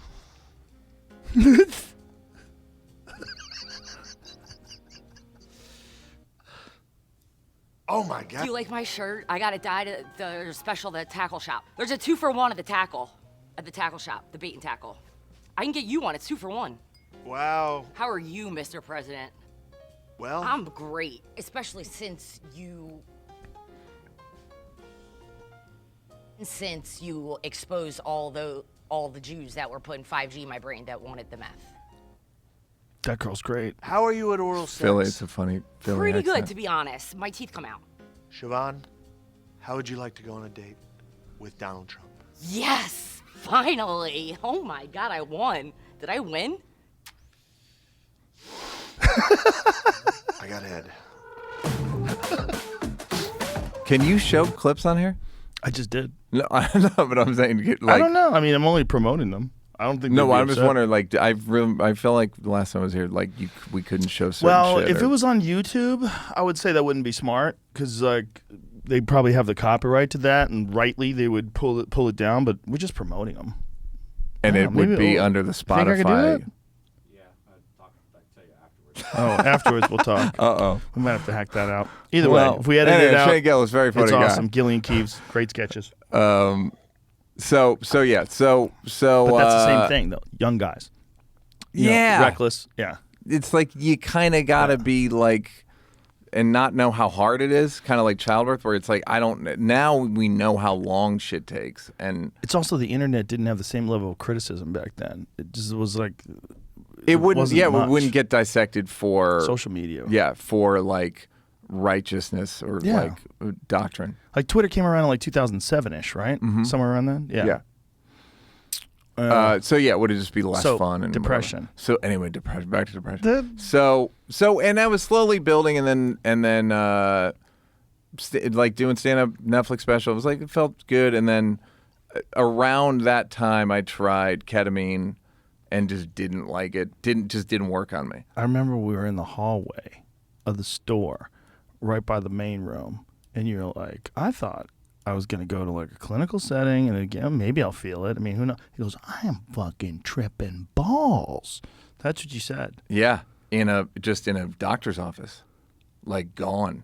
Like So- it was on like the 11th floor of in Westwood. It wasn't like a spa, and you like it was like Right. here's Clinical you validation. Get It's like a doctor. It was like a hospital kind of. So when they give it to you, do they give you a description of what the effect is going to be like? They kind of don't. They just say like this is a good depression. Now, having said that, it's worked for people. It's worked for a lot of people I know. Oh, so no, I know. can't. I've heard good things. Yeah. So I think I'm actually in the minority in that I didn't like ketamine.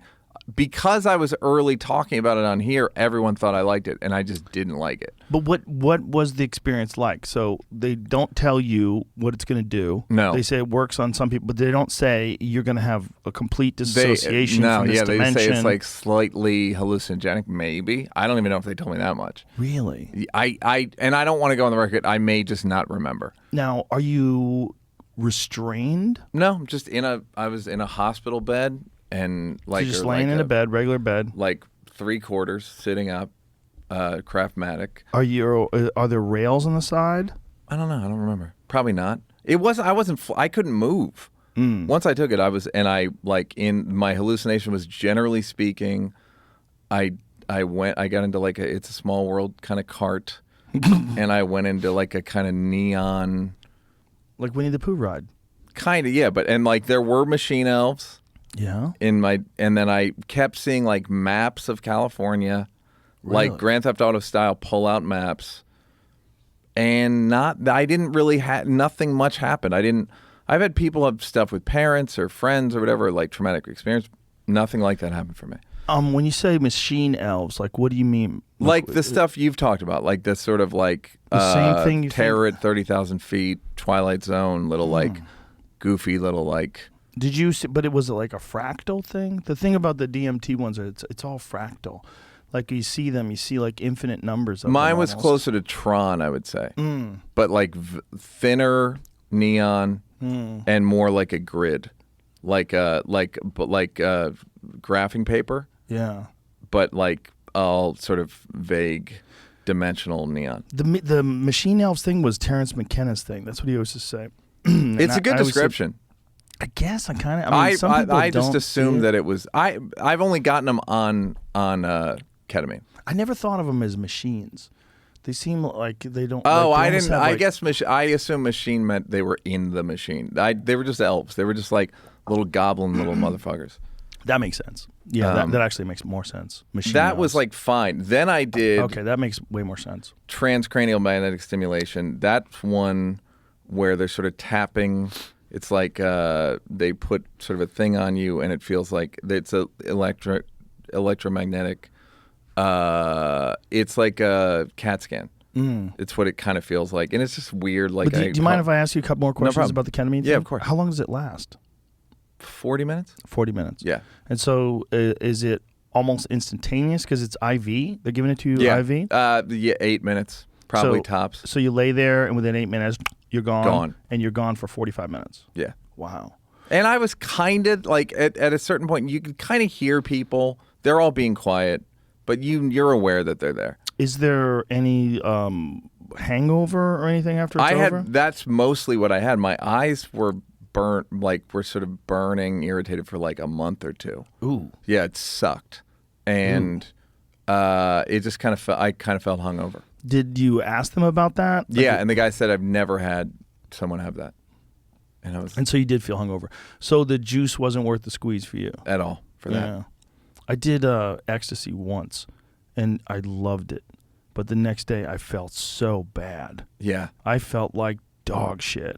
And I was like, And ooh, not I'm not worth it. doing that again. Yeah. I couldn't read.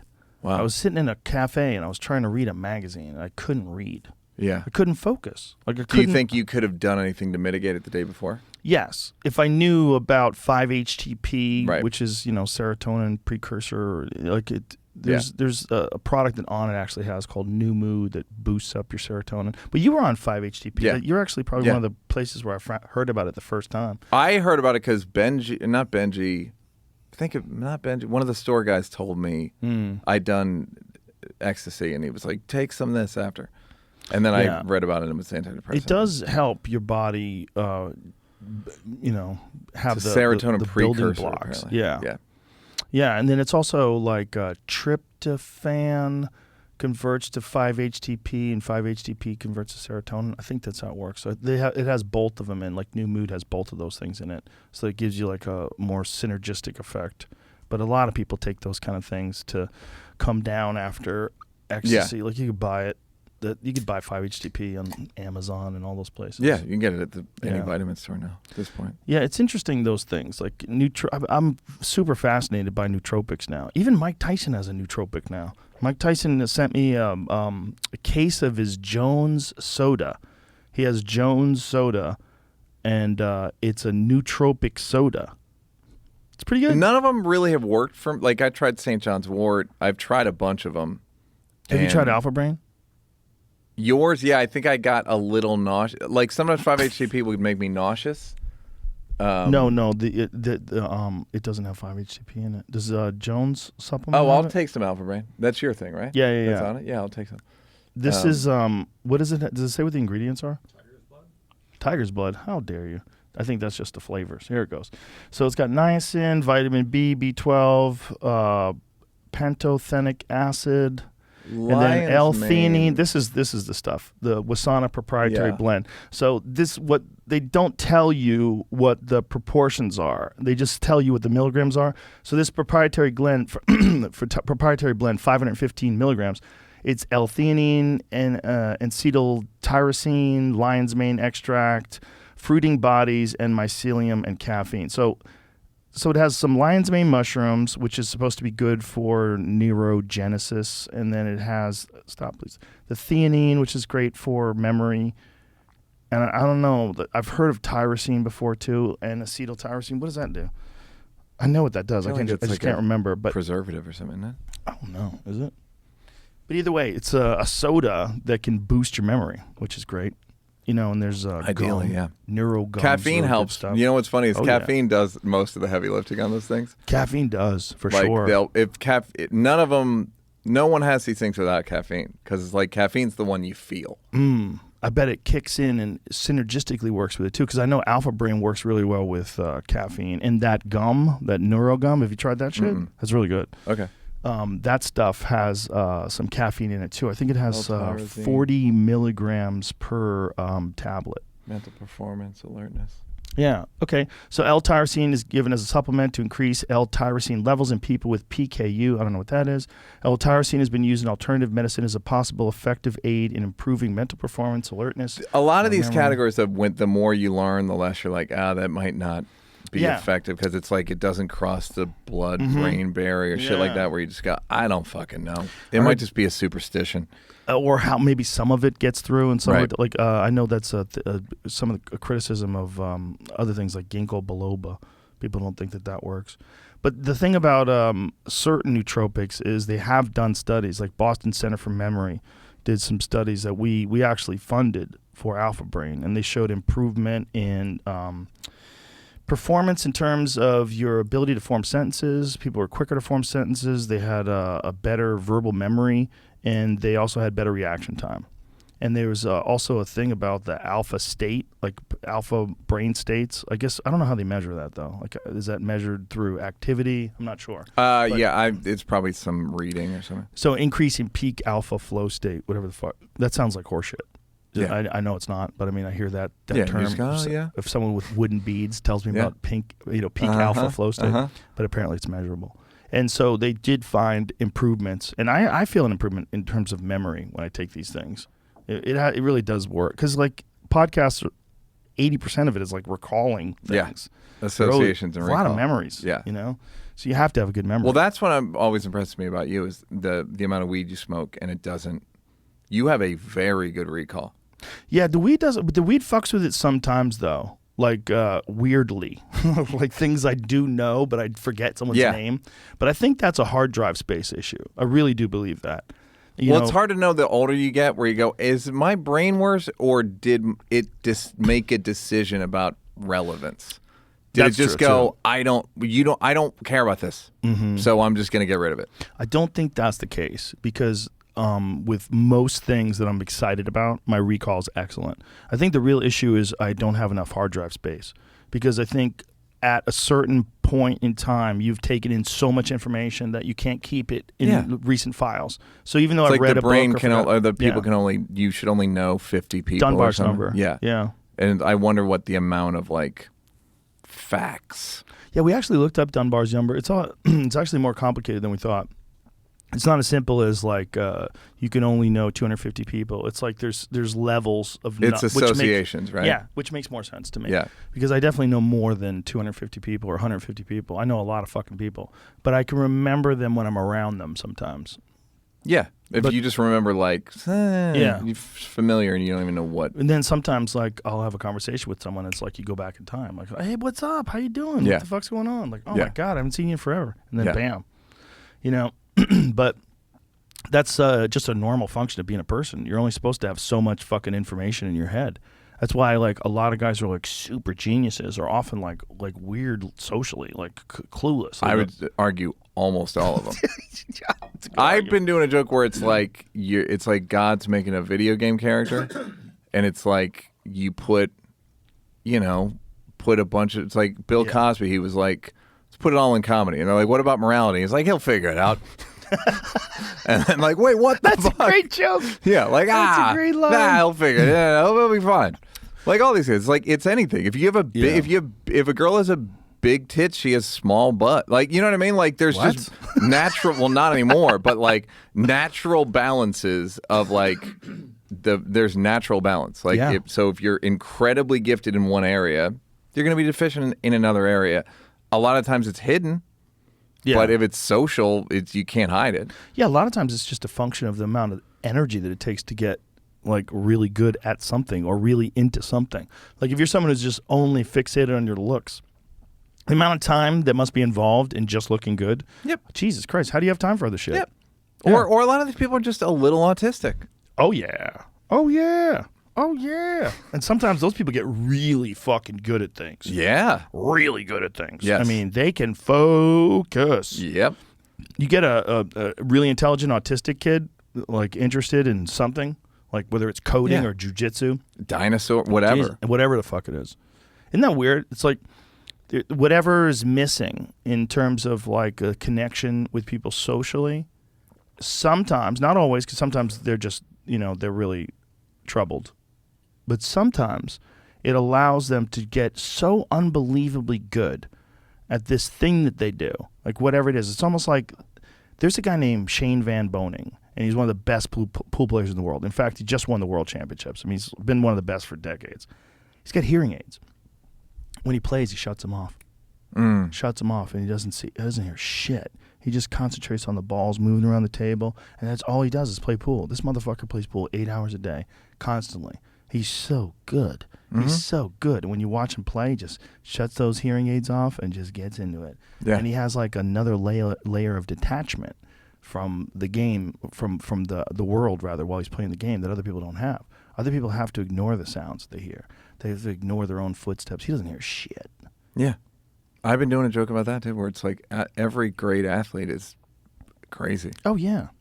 Like I was like where they talk about like we need our athletes to have good mental health. It's like, did you watch the Michael Jordan documentary? And then I have a bunch of bits about that. It's like these people are fucking nuts. Michael Phelps, you know he won 23 gold medals? You know what the second most of all time is? 9. So like, yeah, he's gonna get a DUI every once in a while. Like that's just the price we pay. Who was the person who ratted him out for smoking out of I the mean, bong? what a piece punk of ass shit. bitch. That was early internet. Early internet. It's like 04. First rat. One of the first rats. Because he got in real trouble for that. Yeah. Isn't that hilarious? Yeah. And now it's like, what? Like, if you want to talk about a guy who's unquestionably healthy, look at his choice. He chooses to smoke out of a bong. Maybe he's onto something. Yeah, exactly. I mean, he's a fucking health expert.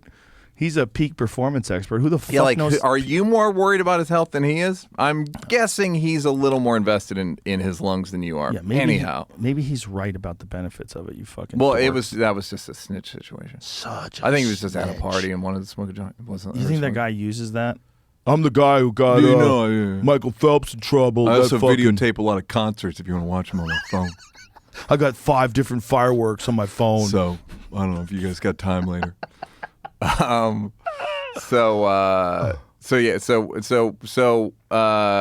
Ketamine, it just was like not for me. So it just tripped you out, but it didn't make your depression Didn't abate the depression at all. And the magnetic thing did? Yes.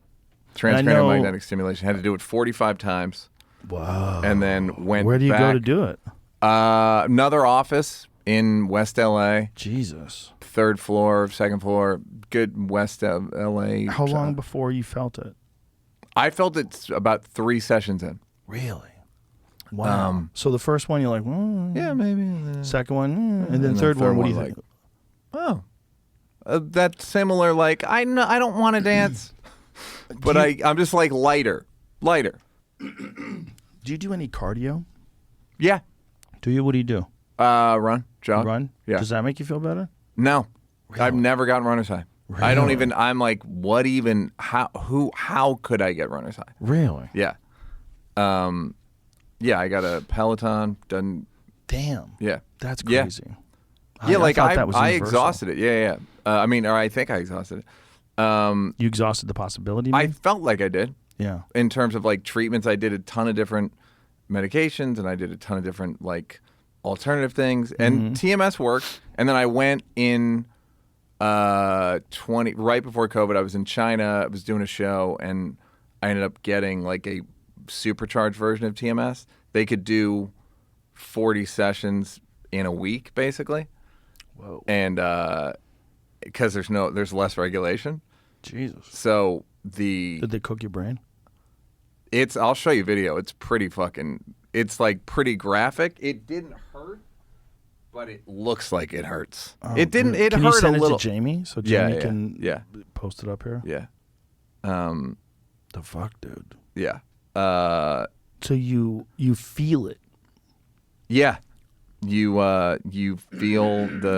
definitely feel the magnet fucking with your brain.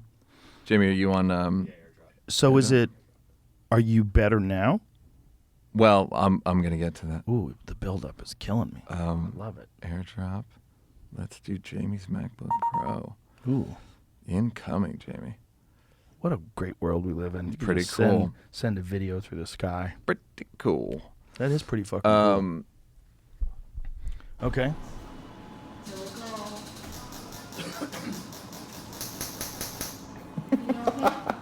Yeah, it's the funniest shit in the world.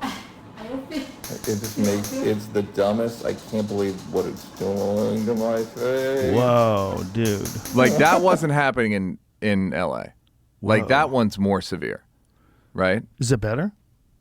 I think it was. I think it was just better. It's like a stronger. It seemed like what I got in LA times 3 or 4. Could you get a home unit? I don't know. I mean, it's pretty well. I mean, it's also covered by insurance, which is pretty cool. But you have to go somewhere, right? Yeah. Wouldn't it be better if you just like watch an Ozark with a helmet on? Well, that's what you end up doing anyway. Rewind it. So then COVID starts. Somebody sends me an article from the New York Times about ayahuasca, and I'm like, and he's like, we got to do this. I'm like, all right. I get a number, get a private. I had to go off antidepressants. This is October 2020. So I wean myself off of, I'm taking Zoloft all the time. And I'm like, why am I taking Zoloft? I'm like, I don't need it, Frank. Because the problem was, without Zoloft, I wasn't depressed, but I was getting panic attacks on stage. Which is like, this, I can't have this. So I take Zoloft, and I wouldn't get panic attacks. Only on stage. Yeah. And one time I got one like in a meeting. It was fucking weird. I'm like, I know this person. It was odd. I would just get them for seemingly no reason. And so go off antidepressants, do ayahuasca with with one shaman type guy at my buddy's house, and it's like very pleasant. It was like we did 1 cup. It was me, Bianca from the store, my friend Bijan, Sarah Mello, and it was like nice, right? It kind of felt like I cried about groups of people. Groups of people. I don't know, just like gatherings of people made me cry. Huh. Like I was crying so hard, where your nostrils are closed. Like, and is it unusual that you experience the kind of sadness that makes you cry? It wasn't even sadness. It was like kind Joy? of tears of like joy, reverie, not joy, and not like tenderness. We'll say like tenderness about like a from a place of love, okay, more than a place of sadness, or it was like you just feel connected to yeah. I feel connected to like the earth. I was getting also seeing like wide shots of forests. Ooh. It's just like, okay, cool. So and then, it lasts about 3.5 hours. Then we all hang out, talk, whatever. And then I find that guy was kind of a lightweight. And then I find a better circle to do it in via someone that I met on a commercial. She was like, come to the circle. So first night at the circle, it's like by Six Flags in LA. It's not Peru. I couldn't get the amount right. And I was just kind of nauseous and didn't really feel much. And I did ayahuasca, did 2 or 3 cups of ayahuasca. I tried this thing called hape, which is they blow ash, sacred tobacco ash, up your nostrils. And it's like you have fucking rocks in your head. I've never felt a thing like this. And apparently it like multiplies the ayahuasca for like 8 to 10 minutes.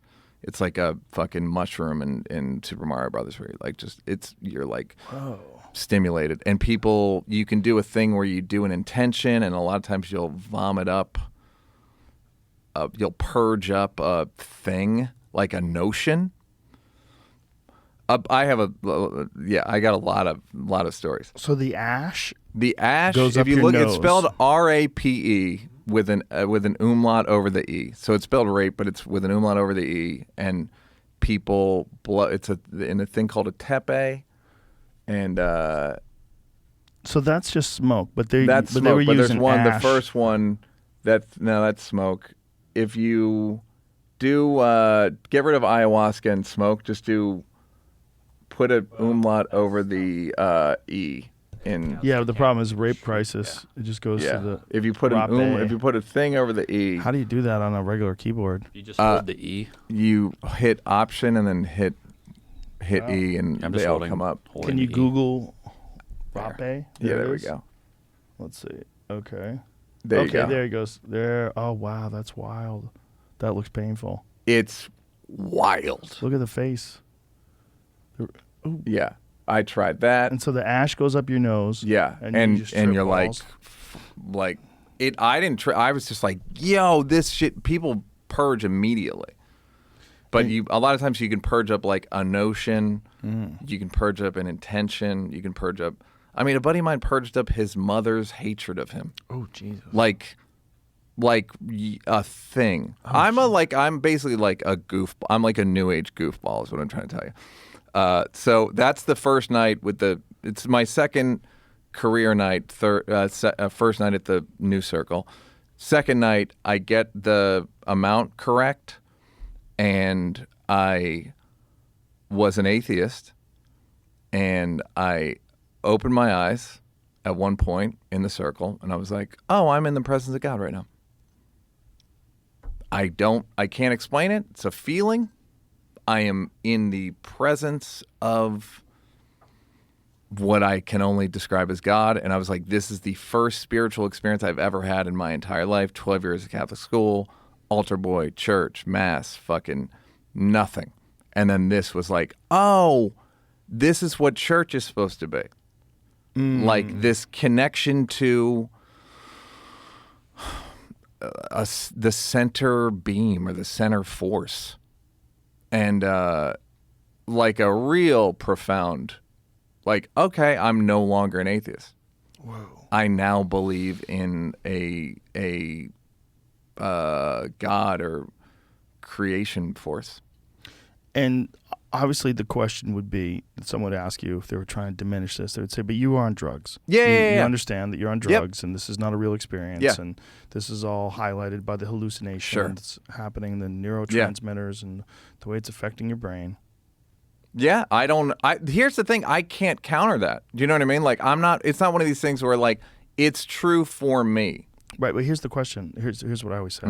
Is I had this very same conversation with Dennis McKenna, and we both agreed on this, that who cares if it's real? It's the same experience. Like if you took a pill, and that pill, or you took ayahuasca, and that ayahuasca makes you reach that state, or if you reach that state from saying an incantation, and then you walk through... holotropic breathing. Yeah, whatever it is. Yeah. How do we know that that's not real? Like, imagine if God was real and you could get in front of God, but the only way to do it is to eat mushrooms. he'd be like, "Wait, what?" I would argue that's true. It might be. I mean, do you It know what I mean? sounds Like so in my crazy, experience, but it might be. It's the only way. Now, the good thing is, it's in me now, because then I was no longer on ayahuasca, and I was like, that was as real a thing as has ever happened to me. It's in you, meaning it's changed you. Yeah. So the depression's gone. Well, I'll get to that. Okay. So no. My belief in God. Yes. Belief in a central creation force, right? And by the way, I know how this sounds. It's very okay. mockable. It's very reducible, Listen, and like this podcast is filled with mockable, reducible things. Sure. Laughing all the way to the bank, and getting mocked all the way to the. So the fourth time I do it, that circle that I was doing it in, they weren't like COVID. They were like loose with COVID, and it's like 20 people in a room, and this is in like before the vaccine. It's just like early. So I'm like, a guy got COVID right after the ceremony. I'm like, could you test? And they're like, we don't really test, whatever. So I went back to the first guy, the original guy, and did a private with Ian Edwards and my friend Catherine, and worked for Ian. He had a great time. Not great time, but like a profound spiritual time. My friend Catherine was sort of like very uneasy. And it wasn't working for me. And I kept saying, yeah, it just wasn't working. I was like, maybe I'll take more, because like it felt like I had to work out the amount at the other place. So this place, I was like, maybe I'll take more. And I probably ended up drinking like an ounce. And I've come to drink around a quarter of an ounce. But so this was like an ounce. And it wasn't working. Hit me like a fucking freight train, where like I purged, and I went into, like, I would have a thought like, what? And in my brain it sounded like I'd go, what? And it would go, and I was like, oh, I'm in Pink Floyd land. Like, I'm gone. I'm going to be a drug casualty. Then I was in outer space, alone, and the universe was dying. You're alone. We're killing Saturn. Children. The Milky Way. Like, that was the message I was getting. Like, it's all dying, and you're alone. And I breathed. I mean, it's the most terrifying thing I've ever experienced, until I'll get to the thing that topped it. I was breathing just in case. I was literally like breathing. I was breathing like this.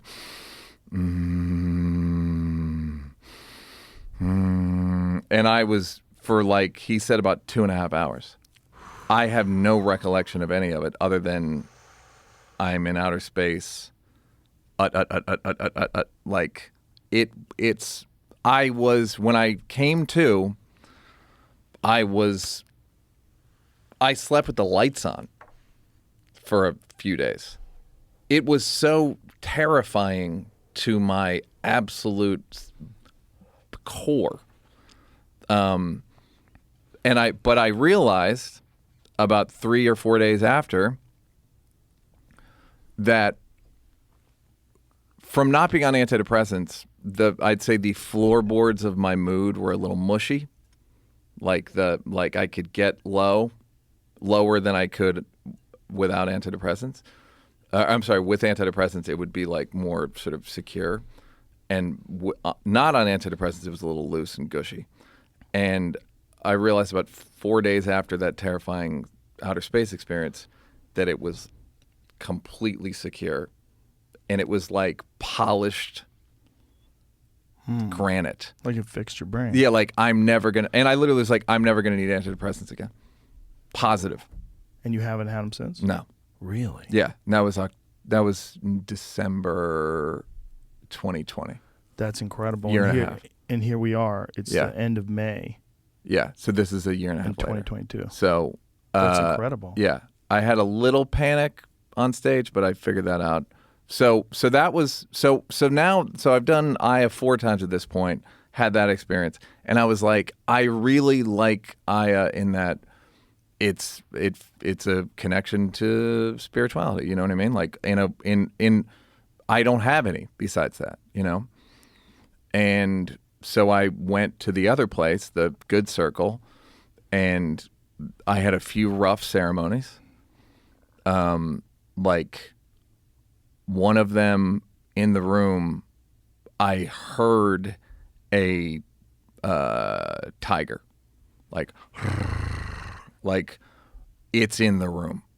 There is a tiger in the room. Acoustically, it was like there was a tiger in the room. And then I hallucinated a tiger came around an altar, and I went like real fucking fear. And I had a couple tough journeys like that where it was another one that was funnier is I thought, I mean, dude, in this circle, I've seen people get possessed. They had to tie a guy up. Like it's impossible, but I've seen it. It's one of these things where I'm like, this shit's wild. That one where the guy was possessed, they had to pour salt in his mouth, like real wild shit. I'm like, oh, this is the rapture. This is the rapture. We're in the rapture. This is the end. Like we're in. So I had that like rapture thing again, and they go, let's go around the room, just check in with everybody, Neal. And I go, not good. Like couple words to describe your feeling. I go, not good. And then they go to the next guy, and he goes, I'm balancing. And I'm like, balancing? Dog, this is it. Like it's over. And then when I heard balancing, and then as they went on, I was like, oh, this is not the rapture. I was like, Neal, this is your problem and your problem alone. Do you think that your state of mind in going into the ceremony has an effect on it, or is it just your consciousness interacting with these chemicals and it's just you know what's funny is I've thought about that. Like, is it like a fevered imagination? Right. And all I would say is I'm not aware. I don't think about the rapture much. Right, but some people take the same amount as you, and they have these magical like madre experiences. Yeah, where they're dancing with the mother. Well, I'll get to that. So, so maybe 6. How good's that coffee? It's actually very good. It's very tasty. It's a lot of caffeine. Good for you, Black Rifle. So 5, 6, 7, 8 are rough, and then 9. In the circle where I do it, he does a thing called, he opens the room to spirits. Again, I'm glad everyone knew me before this. Because I'm like, what? Yeah.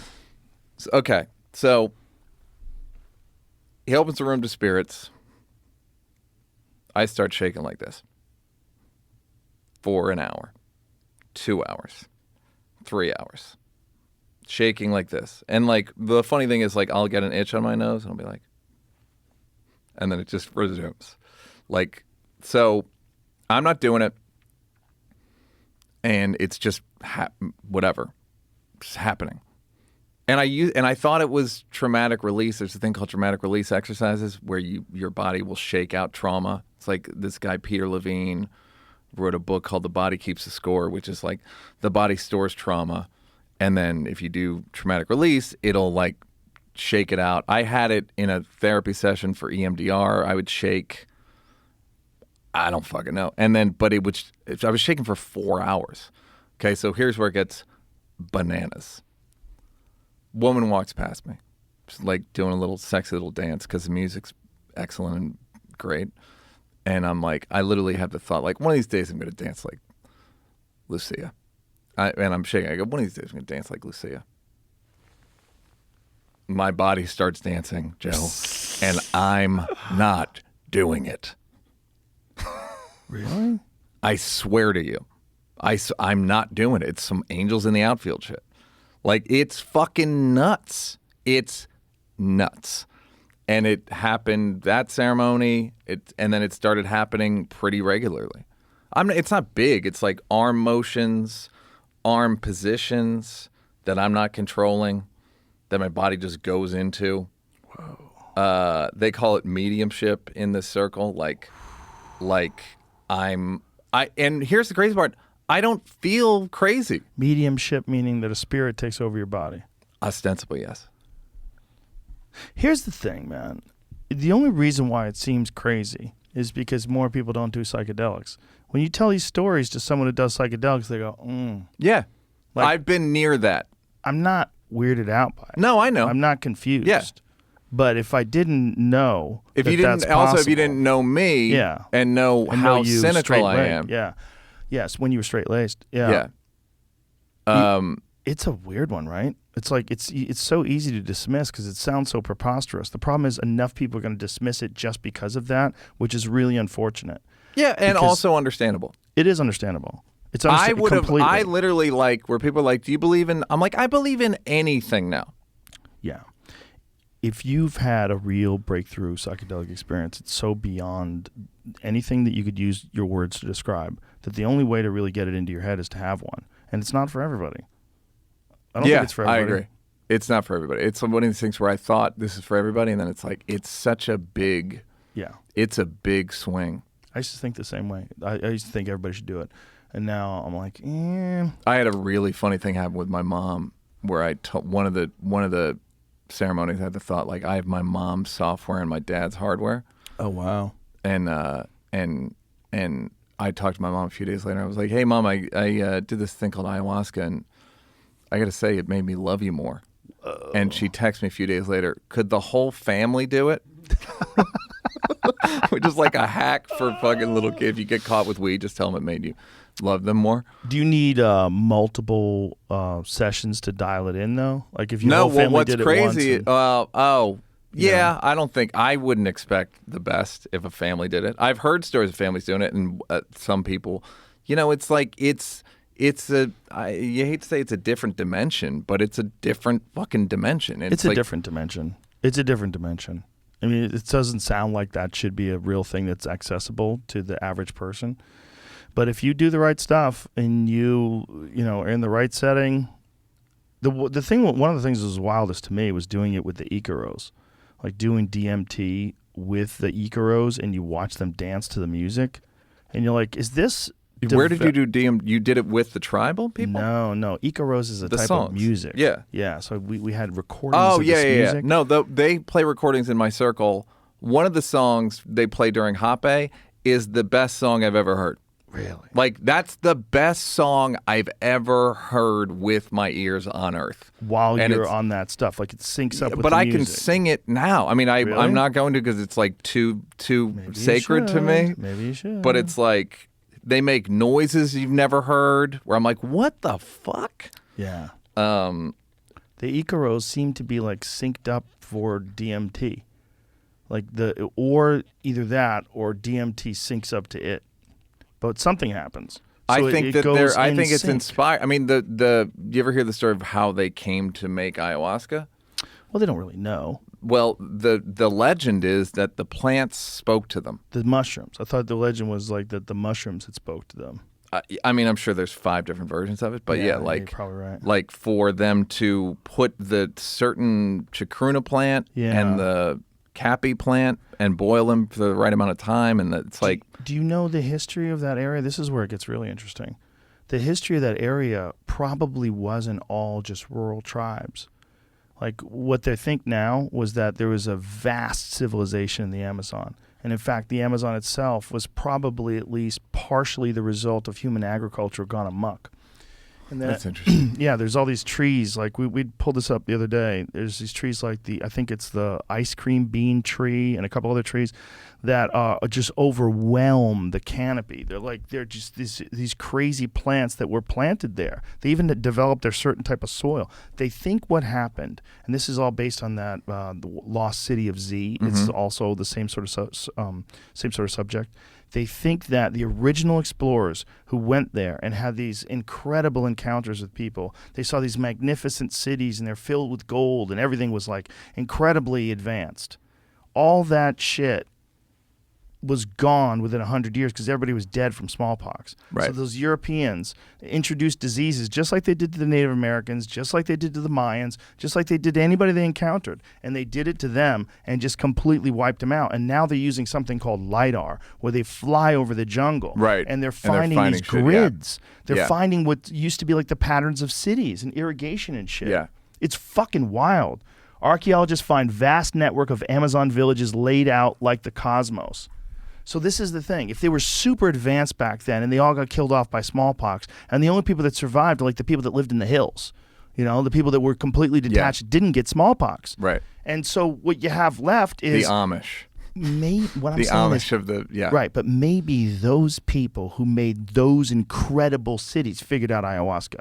Doesn't that make sense? Yeah, that's the that they were advanced. Yes, and instead of what happened after those ceremonies is like, when I do mushrooms, I shake. Like your dancing shake? I'm usually sitting, but maybe you have a spirit in you. Maybe you have like an extra spirit that's in you right now that's making Here's you a happy. crazy. I'll buy it. What do you got? I'll buy it. Literally nothing is too far for me now. Where I'm like, dude, it happens on stage sometimes. Really? Where I'll hold my arm in a certain way and it's happening right now. Actually, It's gonna be your thing. Like Bert Kreischer it's takes locked. his shirt off. Yeah, I'm gonna do my dancing, my spirit, my fucking arm dancing. Just like I don't fucking know. And so okay, so then I do that probably 13, 14 times. Wow. Over how many years? Year and a half. And That's then quite a lot. Thank you. You mean you're burning the oil, right? You're doing it every couple months? That's pretty heavy. Yeah, but it's like, I don't know. Do I seem depleted in any way? No. I don't Do you know mean what I mean? heavy Like, in that's terms of bad yeah. for you. I mean heavy in terms of a lot of experiences. It meant like, I mean, most of the time it was just I would have the shake, and I just felt communing with the spirituality, basically.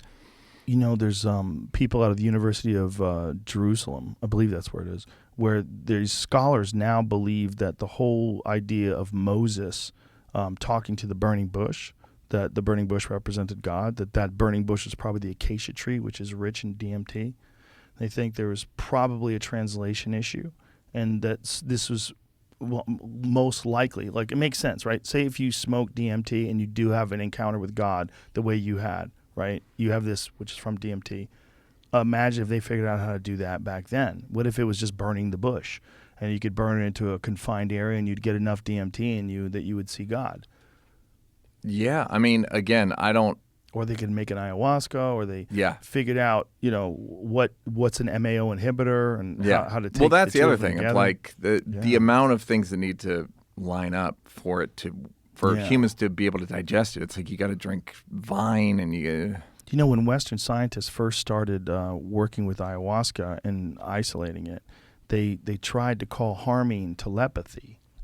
They thought, that's funny. Yeah, because they all had these very similar experiences where they're syncing up together. So they wanted to call it telepathine, but they had already named it harming. It was the rules of scientific nomenclature, I guess. So that's what they were going to call it. They were going to say, like, that. Imagine if they did that, and we realized, and they started studying back then. And just imagine what a difference the world is if it's not harming, but telepathine. Right. There's a thing called telepathy, and you take it. What? Everybody would go, what is it called? Yeah. Why is it called that? Well, I should, give me some.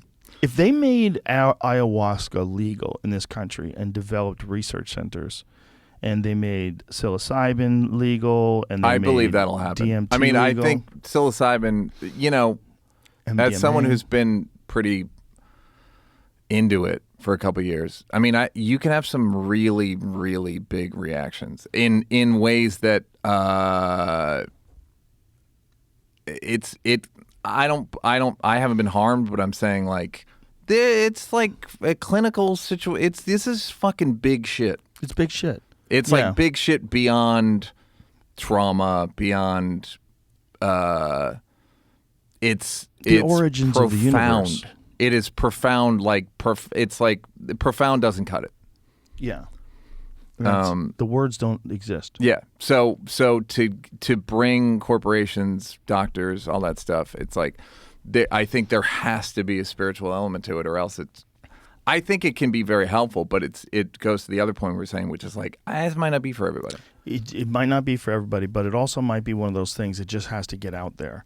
It just has to get loose, and then we figure out how to contain it. Meaning, like, what's the proper way to administer it, and just let it get through people so enough intelligent people can examine it and have similar experiences so they can talk about it. Instead of it comes a lot of the legislation and a lot of the demonization of psychedelic drugs come from people who don't do them. That's the weird part about it is people have these ideas that people are trying to escape reality and that you're being weak, and like I think that's why it's important, I think, to talk about it, because as stupid as it sounds for you when you're explaining it, to me it sounds totally believable, and I can tell that something happened because you seem lighter. It's like everyone said that.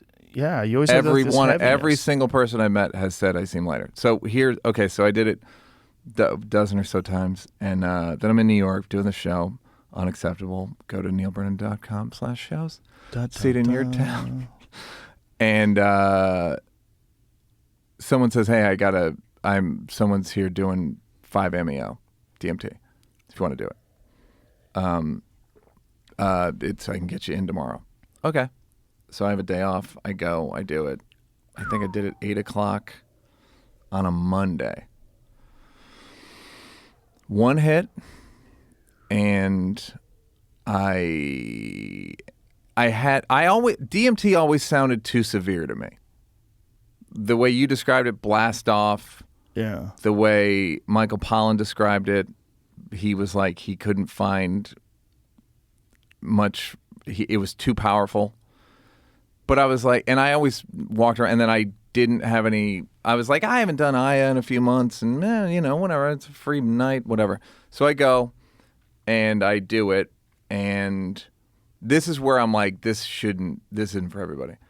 I had the Michael. I had to go back and watch your podcast with him because I went to the same place he went to, which is before the Big Bang.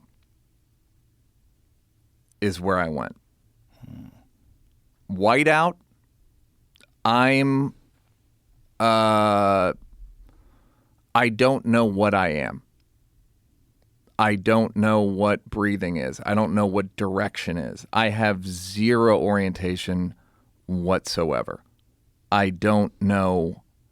I couldn't I felt like I developed the first synapse. Like I'm nothing. And really scary. Obvious. I mean, it's one of these things where I'm there, but I'm not there. Do you know what I mean? It's like, what am I that's thinking that I'm nothing? Clearly, I'm like you get into like sort of Sam Harris world of like, yeah, and in that ceremony, so you start from the Big Bang, and then it felt like slowly my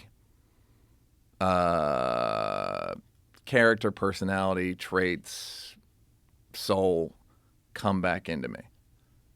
And it was almost like I could pick what I literally said at one point, like, no, I'm not doing that anymore. Like, it was like a negative or a gossipy thought or a petty thought came in. I was like, no, we're not doing that anymore. I mean, obviously I do, but I'm saying like, it felt like, oh, I'm getting to pick. That was just kind of how I explained it to myself. And I probably inhaled at 8 and I was back walking home at 9. But I had that was a big one, like that Big Bang thing. I describe it as Control-Alt-Delete for your brain. And when your brain reboots, it's got an empty desktop, but it has one folder. And in that folder, it says my old bullshit. And you get to go through that folder and decide if you want to just be comfortable and you just want to fall back onto old patterns. They're right there for you. Go back into your old bullshit. Yeah. Or recognize that you genuinely have seen something that has the possibility and the capability to reset your brain and reset your life and reset who you are and the way you think about things. I I had that. It's fast in a way. Do you know what I mean? 15 Like minutes. it's like oh fuck, and then you're slowly you're thinking, and you're like okay, so I'll leave, and so here's what's crazy. Like that was Monday, Saturday night. Ryan Hamilton, great comedian, came to my show, and I'm walking home with him, and he grew up Mormon, and I'm talking. I'm like, oh yeah, and we've talked about religion before, and I'm like, yeah, I think I'm like not, and I explained to him DMT, and this is Saturday night, and weird thing, like in bed that night, and I'm kind of explaining the DMT experience to him, like where I'm like, yeah, I was kind of near God, and I was like, the way I experienced it was like, I feel like I was 100 feet away from the central creation force of the universe. Whoa. And like you could feel the warmth? Here's the crazy part. It wasn't warm. There was no human interface. It was just it like presented as like a wall or something. But it was like, it wasn't benevolent. It wasn't spiteful. It was just like, I created you and Saturn. You know, and by the way, I say I, but it's like, to me, it doesn't identify. It's not a man, woman. It's just a force. You think it's a thing, that it's a real thing that creates everything. And maybe that does make sense if you think about the Big Bang, if you think about all of the incredible things that they've discovered about the cosmos itself, that if there's a thing that's actually creating that, like a force that's creating things. That was what I experienced. But so that was Saturday night. Sunday day, I wake up and I'm like, I'm starting to I basically start having a reactivation of like a flashback or whatever. So I go get coffee with a woman, and I'm basically like split between reality and this other thing. Oh, Jesus. And it's like, oh, this is bad. Oh, no. This is bad. This is how many days after? 5 days, 6 days. By the way, like 70% of people have a reactivation when they smoke it, apparently, because I looked it up. I've had it while having dreams. Yeah. I've had dreams where I thought that I was tripping, and then I did it. But Yeah. It's not 5-MeO. Only the other one, only NN. Yeah, I mean, again, so I don't know if I took too big. I only had one hit. It's so strong. You know, DMT, like itself, NN dimethyltryptamine is very potent, super potent. But 5-MeO is more potent. It's the most potent. It was, to me, too potent. No visuals. That's what's weird. You just go to white. It just whites out. Yeah. And it's almost like you see like a pixelation, or you see like living compounds of reality. Like you see you're in the middle of it, but you're one of it. It like breaks down. Whatever the fuck it means to be like an atom, it breaks it down. That was the experience I had. I'm like an amoeba. Yeah. I'm like not. But you're not and even an amoeba. then, Amoeba's a single cell organism. That's pretty complex. You're not even that. You're like the energy of an amoeba. Yeah. And you're also the energy of a tree. You're the energy of the sky. Yeah, I'll accept that. Yeah. I mean, so now I'm on Lafayette, you're flying back and forth between the and two I'm worlds. like, and that Sunday and Monday, I had the thought, not only is this the worst day of my life, this is the worst day of a life. This is the worst day of anyone's life, because I couldn't. You were driving? No, I was walking to New York. So I'm like, and then plus I have this divergent vision. Oh, that's right. Which is, at one point I'm like, I don't understand reality, and I'm seeing two images, and I was literally like, this couldn't be fucking more hilarious. They're connected? No. No way. I don't, no, not even a little. And because this is too early into that. This is 6-7 months ago now. So now I don't, at one point I literally have the thought, like, I might be in God's imagination. I mean, I was fucking gone. Like, I had the thought I wouldn't wish this on Hitler. It was so nuts where I was. And I literally, I thought, I'm probably going to have to kill myself, and not suicidally, from like, I can't take this. But I also knew it was just going to be more of it. Oh, Jesus, because especially that this is 5 days after you've had it. Yeah. So it's gone through your system and something might have broken. Or yeah. So That's what, were you thinking that maybe something broke if you're experiencing it again? Well, a lot of people have reactivations. So How it's many? like I've read 70% of people that smoke 5-MeO get 72% was the number I read. And if you do it, What if you're on the fucking highway? Here's the crazy part. I did a show Wednesday. No problem. one knows. I mean, no one. Problem. I mean, it was a problem for me. But Even the audience Wednesday? didn't know. So by Wednesday, it had already I was so fucking like, it wasn't, it was like right here is the thing. Like I was never like completely gone. It was just like. Something was wrong. At some point. It's going to pop out. This can fucking overwhelm you. And even on Sunday, Monday, it didn't overwhelm me. But like, it was fucking banana. It was like, oh, this So should, how'd you come back like from? human beings shouldn't experience this. I literally had the thought like, oh, I went past, I said I was aiming for God and I missed my stop. So I knew intuitively, do not meditate.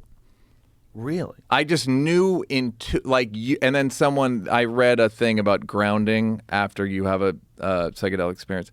And it was like, yeah, don't meditate. That was like number 1 or 2. And I was like, yep, way ahead of you. I knew. Because the meditation would take you back there. Human beings there are again? here. Meditation's here. I was here.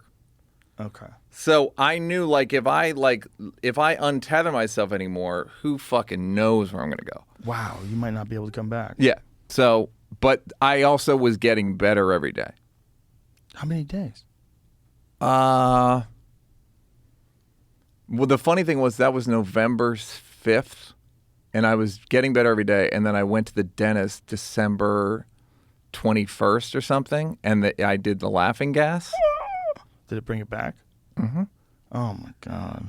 And I was like, fuck, I got to start over. Oh, my God. And for how long?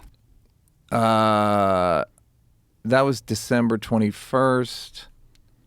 I would say, here's what's crazy. It was so wild that I the screensaver on Apple TV? Yes. Couldn't look at it. Oh my God. Like mountains and all the fish. I was like, I can't look at this. It was fucking, I was literally like, I've looked it up. It wasn't derealization because I didn't think things were fake.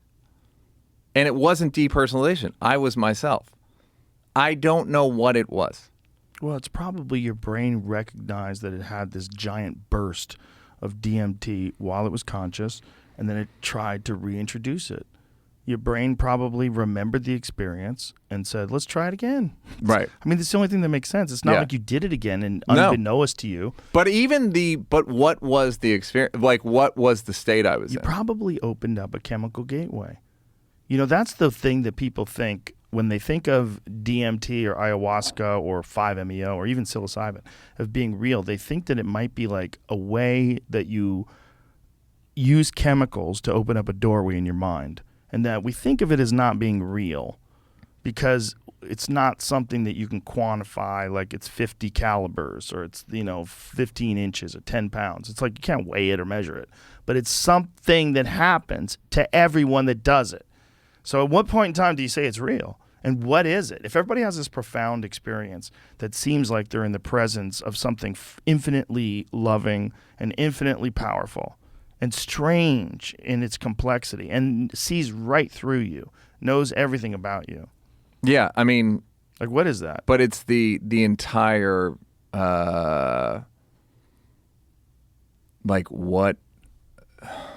what is any of this? And it opens this thing in your brain. And once it's open, that's what McKenna always said, that door is always kind of open once it gets open. And that's where I am now. Like, so I got better every day. I remember I went somewhere in March with a woman, and she's like, let's watch the sunset. And I was like, yeah, I can't do this. I can't do sunsets. I literally could. It's something about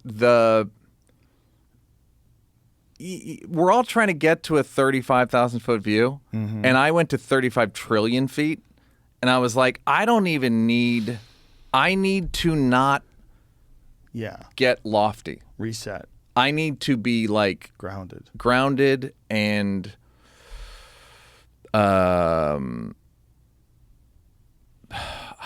just grounded and like human and but to your point, I'm lighter. By the way, you know how the when I had the bad eye trip and it was secure. Now it's more secure and higher. Really? I can fucking feel it in my brain. I can feel it. It's fucking like the thing you said about the delete reset thing. Yeah. 1,000,000%. I have a different. My values are different, and I don't mean my values are different. Like everything's the same. It's all the same software. The interesting thing is like I don't get hijacked by feelings. I don't get like so overwhelmed by anger that I can't think straight. I'm like, and it's not because I'm more righteous. It's because my brain and body are different. I can't do the shit I was doing before, and it's all better. That's amazing. It's all better. It's all like, it's not like I can still write great jokes. I can still like all that's the same. Thoughtful associations, all recall, the same or better. But I don't I call it my like there's the autonomic nervous system of like breathing and heartbeat and all that stuff. Shit that your body does without you thinking about it. My autonomic value system's a little different. And my connection, my ability to connect to people. Like I've fallen in love a couple times. Way easier. And it's I've been using the analogy of juice worth the squeeze. The juice is excellent. But Joe, that squeeze. Yeah, it's dangerous. It's like, that's one of them things where I'm like, man, what a fucking ordeal. Yeah, I don't know if and I it want was to, 4 months, recommend... probably 3 or 4 months of Really? like, not again, you wouldn't know it. No one knew.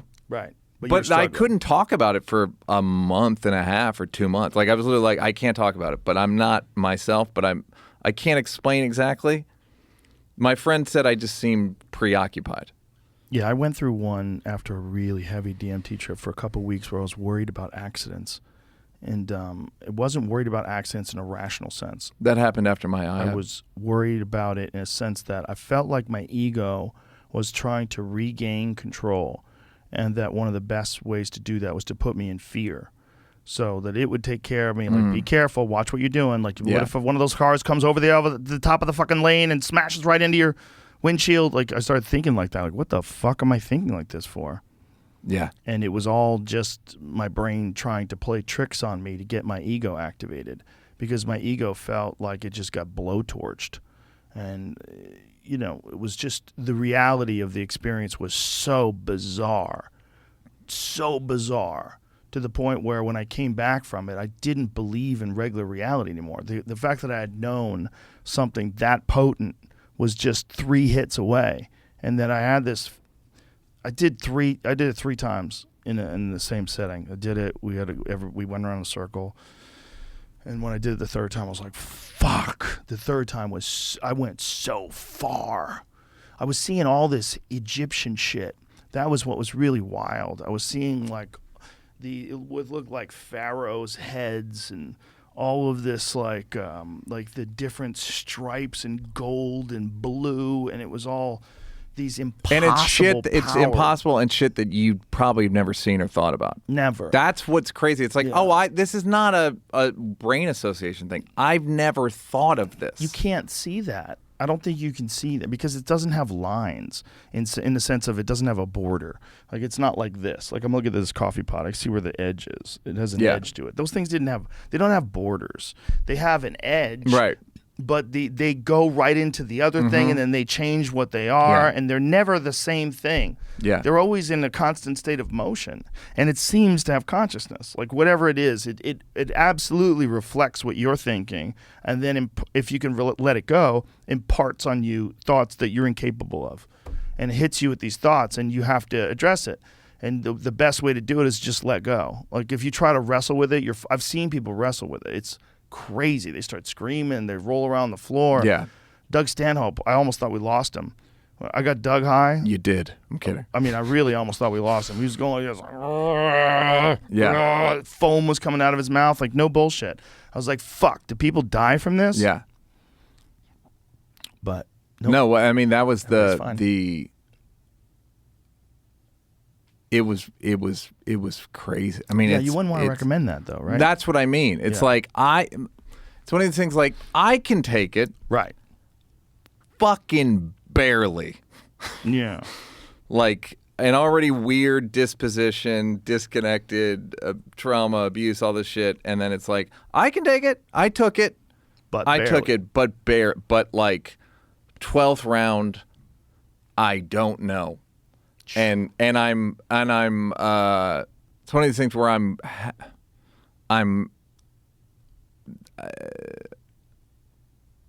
I guess I'm happy I did it. I'm better. That's the thing, is I'm better. And it was always this thing of like, you're happy then. Right. Like, why would you say you guess? Because it was so hard, dude. Maybe it was so hard. Maybe that's what you have to do. Well, that's what, and it's like I'm willing to. I can bear it. I can bear pretty much anything. But I'm saying like, it's rough. It was. I'm telling you, it was rough. And Yeah. I'm a guy with like a pretty tough jaw when it comes to like. No, you do. Self, you know. I'm glad you expressed that. I'm glad you told that story. I'm glad you said it the way you said it, because it was very honest, even though easy to ridicule. You know, and for a guy I'm like also, you, that's hard to and do. also it's like also a little embarrassing in a way. Yeah. Like, well, you're a comic. You know that if you hadn't done that, you would mercilessly mock someone who talked like that. Yeah, but you know what's funny is whenever I tell people the story, everyone's scared. You should be scared. Everyone is scared. Literally everyone's like, wow. Yeah. Like that's a big, and it was like, yeah, I didn't understand. I was on a plane one time that hit turbulence and I was like kind of falling asleep. And my first thought was, what am I? Like, that's in December. Neal, I'm going to pee my pants. We don't end Yeah, I this. got you. And we were already like, how many? We already went over. 3 hours and a half? 4 hours? We're at 4 hours? Nice. 4 hours, dude. Pretty close to A 4 first. hours. That was awesome. Yeah, it was great to see you, man. And I'm really, really, really happy that all this crazy happened about for you. Yeah, and I'm crazy and about I'm, you too. And I'm, yeah, I think the world. I think the world of you too. Yeah, Thank good. you. All right, bye everybody.